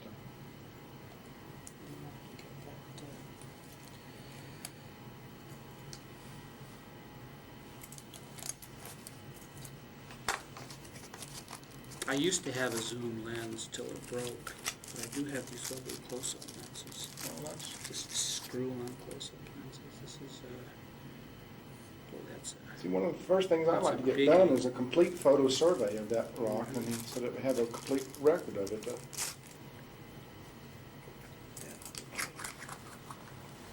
Oh, come now. Then screw on. Well, it used to. You got it backwards? No, I don't think so. Oh, yes, I do. I do. So come on, 50 millimeters is a standard size. That's should be. the standard. Come on, get on there. I've done this before. I don't quite know That's what I need a close-up lens for this one. We'll cope with this. We will cope with this. That's my kind of guy. Just make do. That's right. That's what we're good at here. Okay, There in those thin sections look almost like this, only, looking at a much smaller sample, and then you actually can see in all the vesicles, you can see the pieces of sand and stuff in there, and he's already identified the different kinds of particles in it. Is the thin section of diffusion cost? No. No, it does not have that. There. If we wanted to pour these, and the particles I got you, I think there's probably some fusion Okay. crust in here, and Well, if there is, then maybe we could look for then there's definitely red and gray particles in here, so that you can. irritating. It doesn't fit on right, but I'll cope. You just get in. We're clever. Pardon? Did you just get in? Can I help? No, I'm doing okay here. Okay, yeah, that is a help. Get this. Always helps to remember to wind the film. See, that's what's great about digital cameras. Okay, now let's see if we can really zoom in. I suspect what's happening. My wife bought these, and she has for her old camera, which Is is it a Minolta or something? well, no, it's a Canon You think also. all those would be the same It's threads a and everything? Canon, but it's. I sure thought that it threaded on properly, but Oh, I sure would thought Lord that too. knows why this one doesn't want to. It just does. It doesn't even fit in the hole properly. Let's see what kind of. Oh, this is really nice. What Now, do you what I wanna want do? to try to do. Can you hold that up somewhere? Let's see. I'm just trying to think of which it is I'd like to attack first here. I'd like to get this hole. This You want this? film of stuff in Now, I think that's probably spider webs, but it. Okay. So those are spiders or Mars spiders? I think those are probably earthly spiders Okay, there. then I won't bother taking. But I think if you took this crack over here, that you would be getting Yeah. Okay. Yeah. Well, let's put the corks back in. Yeah, so. I just thought it would. Oops. Well, you'll have fun some getting that scientists one have out. Have to do a dissection. I think everything in that crack is from Mars. We'll see what we can The do. little spider came out of there. Like I said on the website, he's on the outside, so you need to get the light from above. This is fine. I'm not using the, try not to use the room light at all. It's hard to get it to go down those cracks sometimes. That's sort of why I've got the camera oriented this way. So Yeah, you're right, there's a bunch of debris. What has happened over the years is those little things that pushed, They did, okay, good. have pushed that debris out. As they've grown, the debris is just kind of they've rotted out kind of. Let's see, some of those purple-ish spots. Where are those? Those were. Well, you can see them all over in any of the spots. They're really hard to photograph. See, like right here, you can see it across that light right there. You can see that from this angle. You can see it all the way across Yeah. there. But trying to get a photograph of that That's really tough. is tough. Yeah. Okay, so there's one. Can we, We can do, yeah. could you hold it with this edge up? This edge? Yeah, because I wanted to get that smoother spot there. Which is sort of interesting, actually, for that one, I don't need, maybe I can just get away with using that lens as it is. There we are. Just like me, I'm starting to go foresight and go back off of it. I've been wearing glasses my whole life, and I'm getting to the point that Yeah. the little up close things I just can't see anymore. It's really disgusting. That's where I'm getting to also. Is that the Well, see, what I suspect here was there was a current of air. I don't know, and that has been hard for me for a long time, but I think that it was coming across like that so much that piece got more melted than the other. The other side was back on this side where the really good. These boundary layers too, I think is important. Trying to remember where I was looking. For the Um, fusion crust stuff. It's over here. That's where it was. Stuff that was. See, I thought was interesting.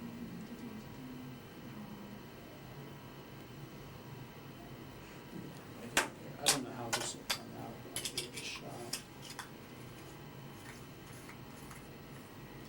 And you're certainly welcome to use anything off my website that can help you in any way. Just, we put a picture index on 2 different sites. It's not going to show it. But we'll do it anyway, just for convenience. Nice if I had those macro lenses. Here, I guess.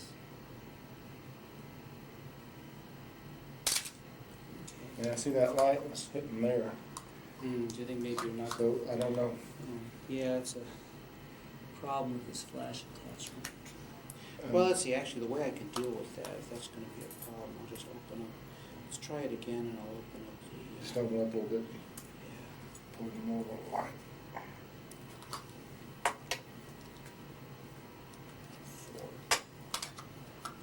Try it again.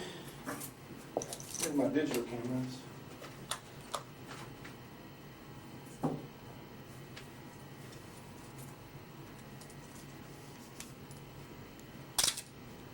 I like it because you can see on the Oh, screen. yeah, those are really nice. You can see what you're doing.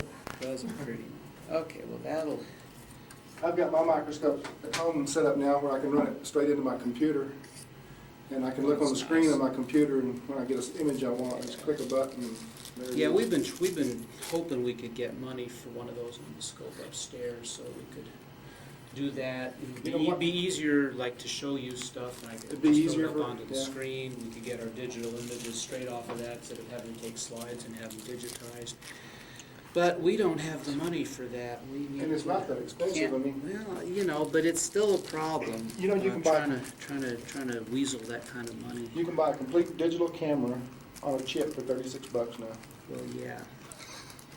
But that doesn't have all the interfaces and connections you need to put it under a microscope. So that's we're looking at Yeah. the commercial systems are sort of in the 5,000 to 10,000 Yeah, range, but and that's the one- been a bit of a problem coming up with that kind of money.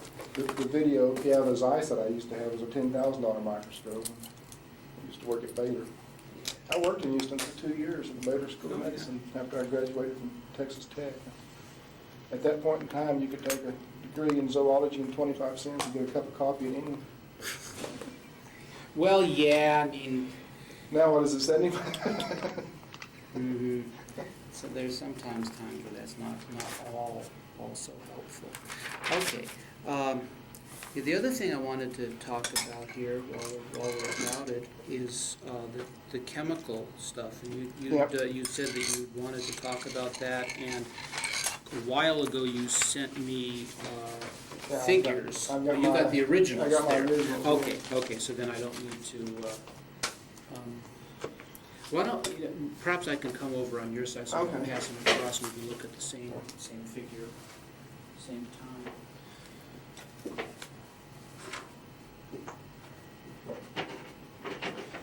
Well, you know, as is any test, you have a series of assumptions that goes along with it, what you're thinking and what you think it means or doesn't mean. And one of the biggest problems is I just can't get anybody to talk to me about any of this. So I'm the only one I can bounce things off. I have to be all the sides of every issue, and that's never good. I mean, you need people that have different viewpoints that will at least philosophically and openly discuss it. That's often awkward. So. Okay. And so, well, what I got, well, let's go to the two typical ones they use for, calcium and iron is a typical one to determine Martian territory. This was one of the ones that McSweeney had used with the Pathfinder stuff, if I remember. Right, and I've taken Yogi and Barnacle plots and put on there.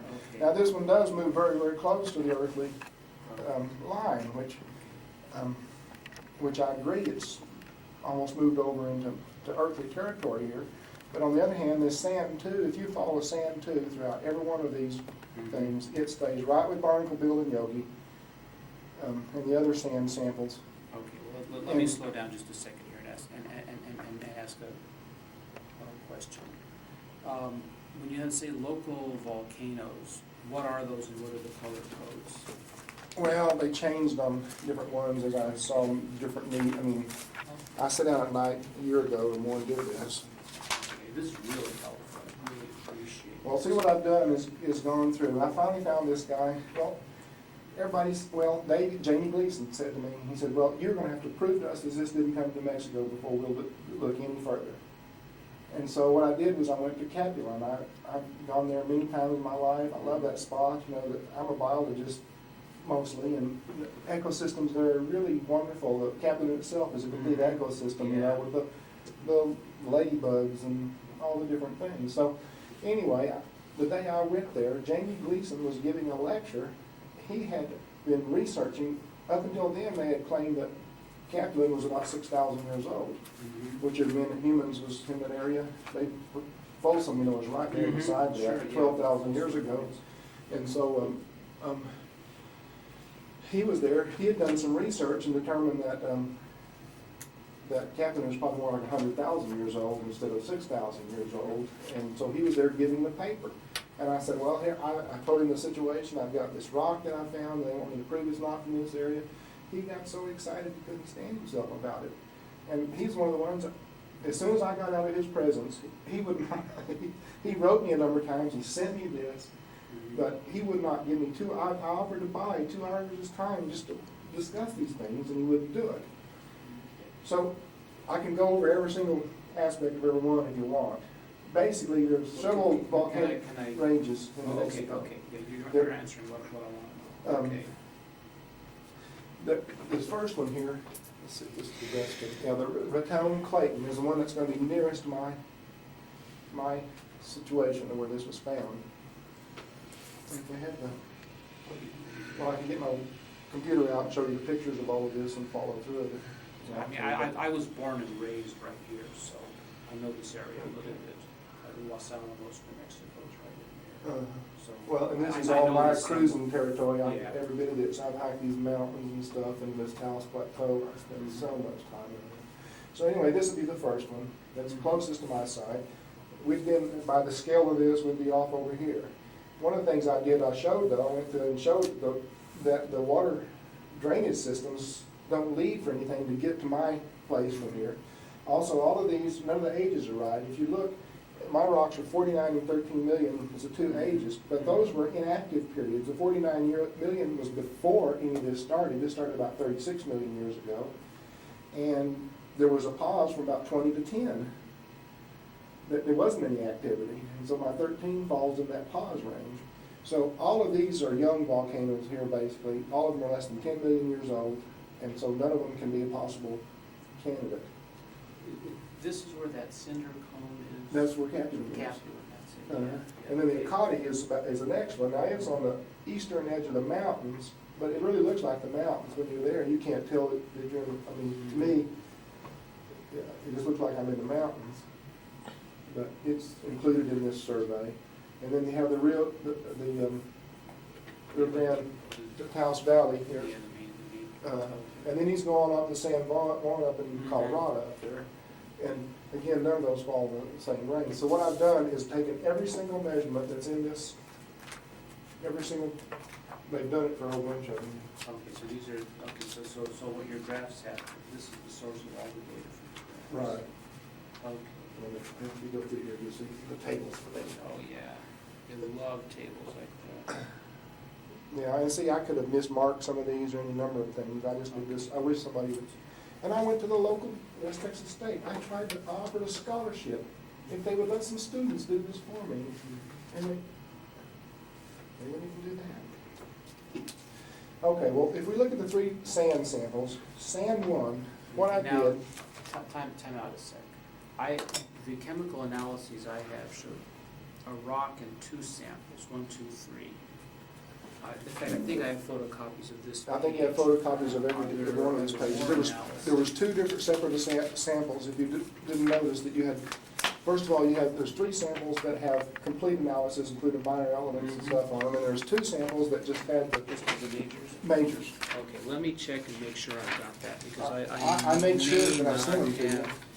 It probably just slipped me by. This is a packet you sent me recently.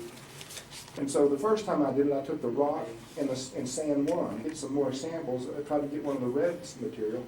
But again, I think this red sample here is a mixture of both types of rocks, because at the time I got this, I didn't know how to separate them, so I didn't know the differences. And then what I did on sand 2 and 3 was I just went to different peepees and took out a totally representative sample, more or less like what I'm giving you. I scooped it up because I thought that would probably come the closest to matching what measurements had been taken on Mars. And it did. Sand 2 and 3, almost every case come out. And here, Sort of in the middle. yeah. That's good.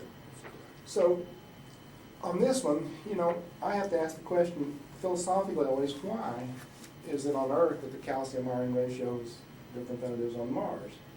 And I don't proclaim this as an answer or anything, but one thing that you could look at is that my sample, well, I think that the calcium is concentrated because life had something to do with it. If you look on Earth, life has had something to do with the calcium everywhere on the planet. It just got mixed in over and over. But if you look on Mars, you have isolated systems. And so between the volcanoes, there wouldn't have been much chance for life to ever affect those. And since those systems were stable for millions, maybe billions of years, they just sat there and didn't do anything. But my sample is one that's taken from the place where life was on Mars and where these things were going on.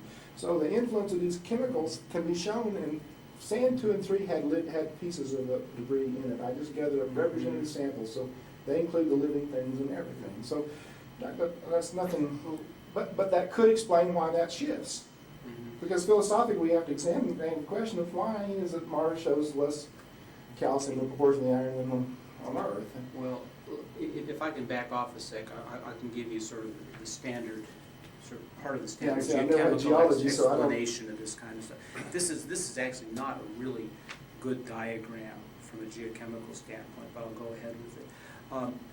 Planets often have different ratios of iron and silicon in their rocks, their planets and asteroids, because what's mostly being measured there, one of the effects on it is how much iron has gone into the planet's core. It's sort of the overall proportion of iron that's into the core versus in the silicate mantle and the rocks that come from the mantle. So, from what's known from the Martian meteorites, Mars's core is smaller than the Earth's, and its mantle is richer in iron. So most of the Martian meteorites, the standard set, tend to be iron richer than terrestrial. They're basalts. They tend to be more richer in iron than terrestrial basalts too. Okay, that's sort of the this sample was explanation. taken right out of the volcano.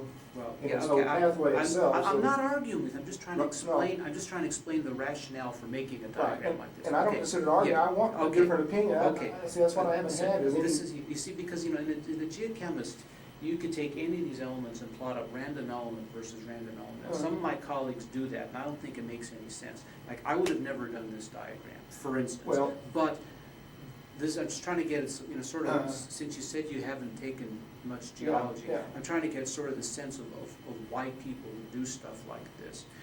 Mostly what this diagram really is looking at is the calcium-iron ratio. This normalized through silicon. Yeah, I mean, you Just can almost. Just to which is- extenuate, to make the differences Yeah, look bigger. what you're sort of looking at is the slope on this diagram is sort of like the calcium-iron ratio. And what they're sort of saying is that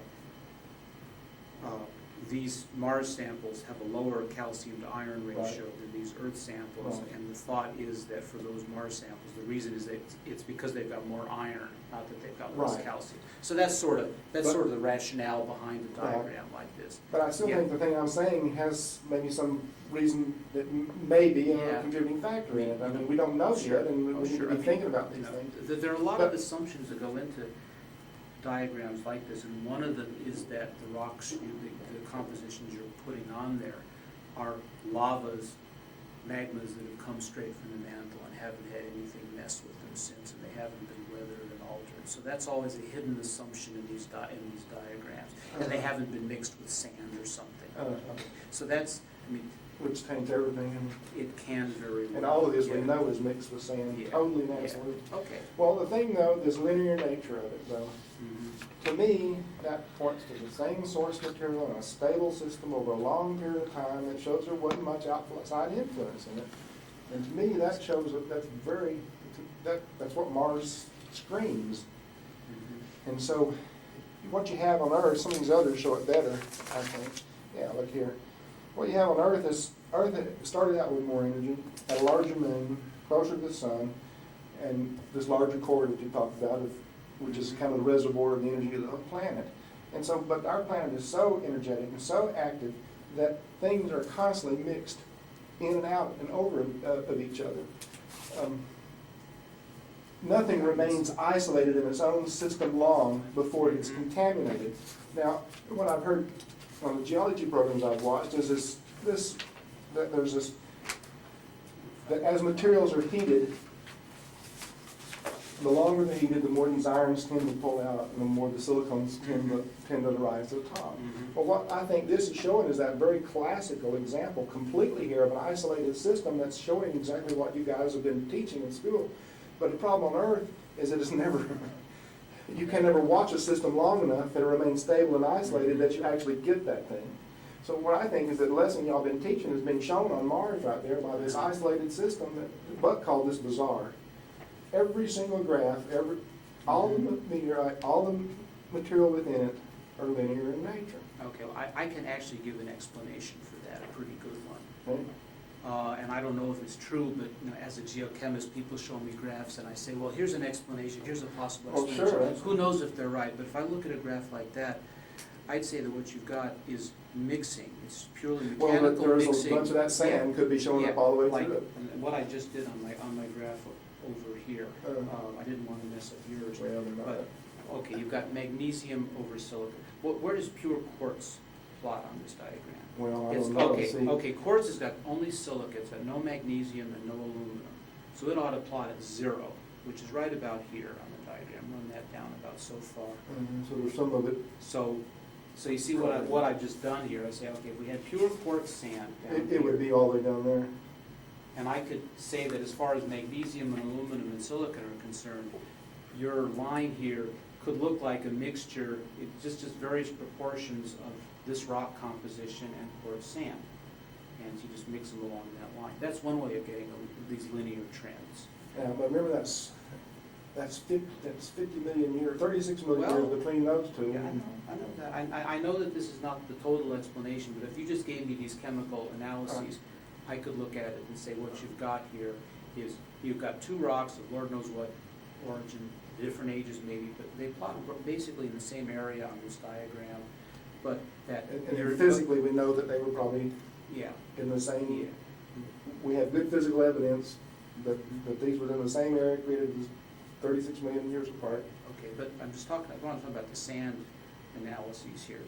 You could take either one of these and mix it with pure quartz and produce And get that those, line. those points, yeah. Well, So- see, that's one reason I so wanted that's- to try to get some analysis on these rocks that was outside of the sand, if it was possible, so that we could get. So that's, I mean, Well, that's a well, look at this though. Yeah, but typically, let me also say that this slope here is actually fairly reasonable for terrestrial rocks, and Yeah, the deal is that magnesium and aluminum fractionate, that they change so differently as the rock compositions evolve, as you do end up with curves Well, like this. the reason- That's not a real surprise. I give significance to it though, is it's the same on every single graph. I could realize if you're talking about particular ratios, Mhm. but when you look at every combination of every ratio of everything, and it Mhm. all is in a straight line, it makes it look like the source material was the same, and really what you're seeing is just the difference in melting of the different materials over time, that was made in the same source material. So here's what I thought. Everywhere I look on Mars, you see these layers and stuff, and so what I think in the early days, you had some large volcanic flows that laid down the main layers, and then, like on earthly volcanoes, as time passed, what happened is the vents, instead of being this major Mhm. vent, as the energy decreased, instead of the vent They migrated. migrate down the sides, sure. And to me, I see all kinds of evidence, and here it looks like that might have happened. It might have had something to do with when the water finally broke through here and flowed down this side and everything. But anyway, so what I'm thinking happened is here was a flow of a side vent that made the red rock at some point, and then later there was another flow that made the gray rock. But what is interesting to me is the gray rock is always shows to be older. It has less. This is a hard thing to think about.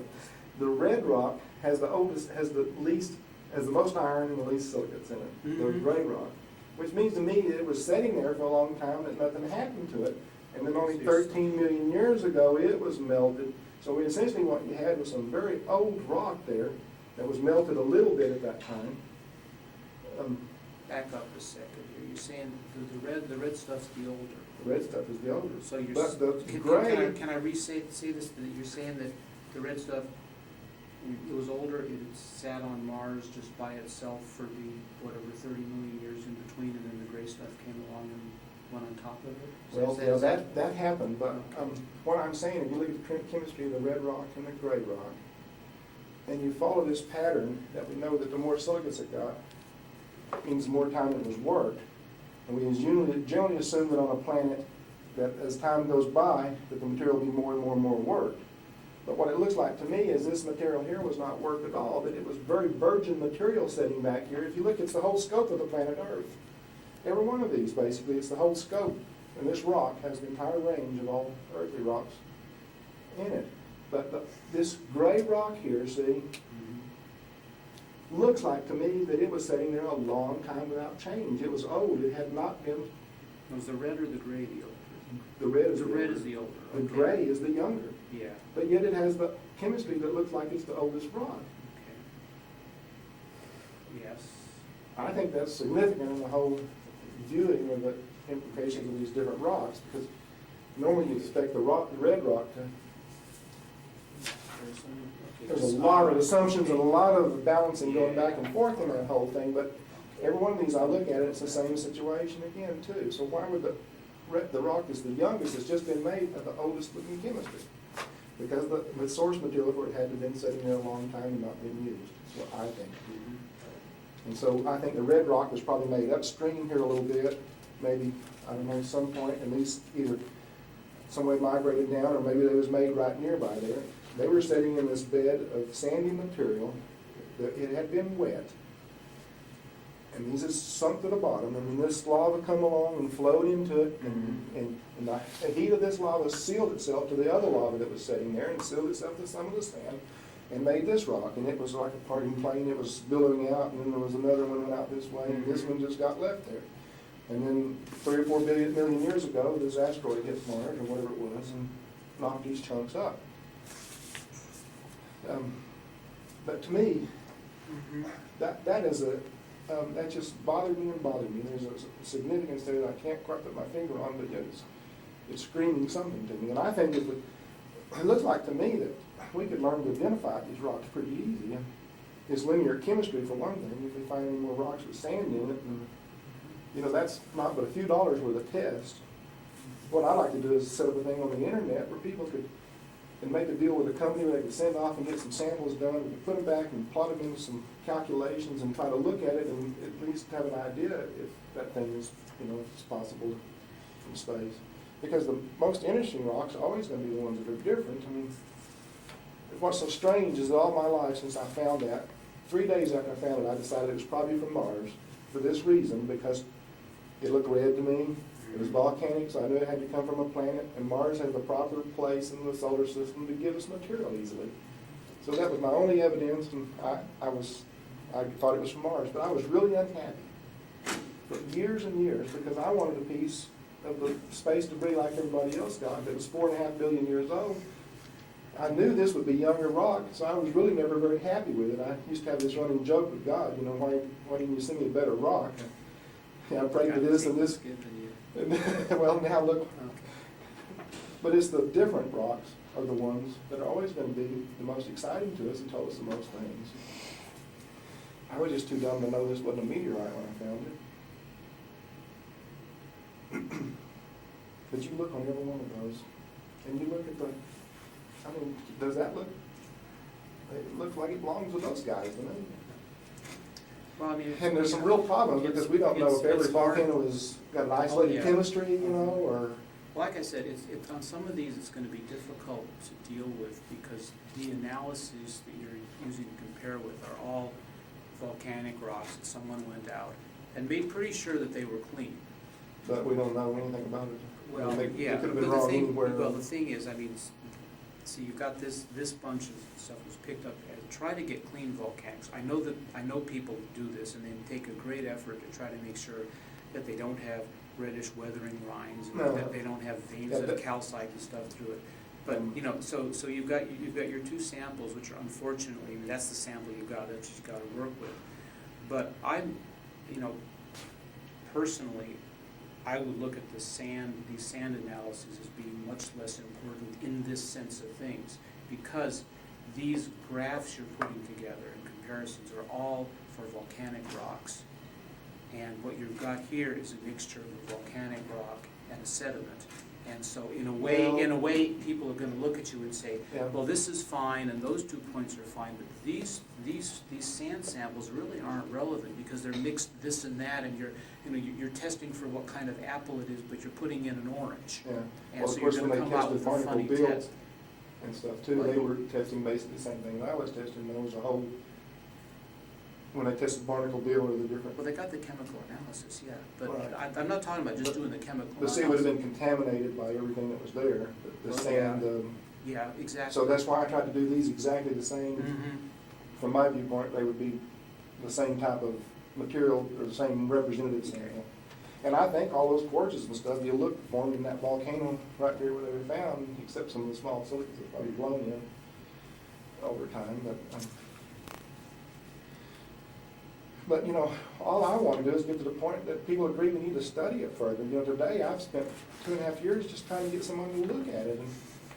And I believe it's the most valuable rock on the planet right now. I know that comes out in your letters. It's humongous now we could learn here. And there's just really no terrestrial explanation that I can think of to keep it dry for 13 million years. And the 49 million stuff has been wet it's like a few times in the bottom of a pool somewhere. It hadn't been in a rushing stream.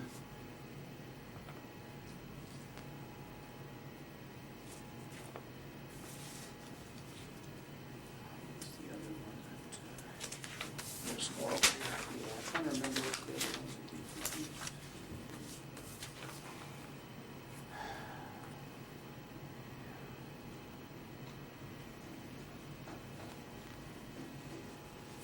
And see, my rocks do end up almost all the time over in terrestrial territory, but you've got, through the physical nature of it, you've got to tie all that together. You've got to say all those points are related.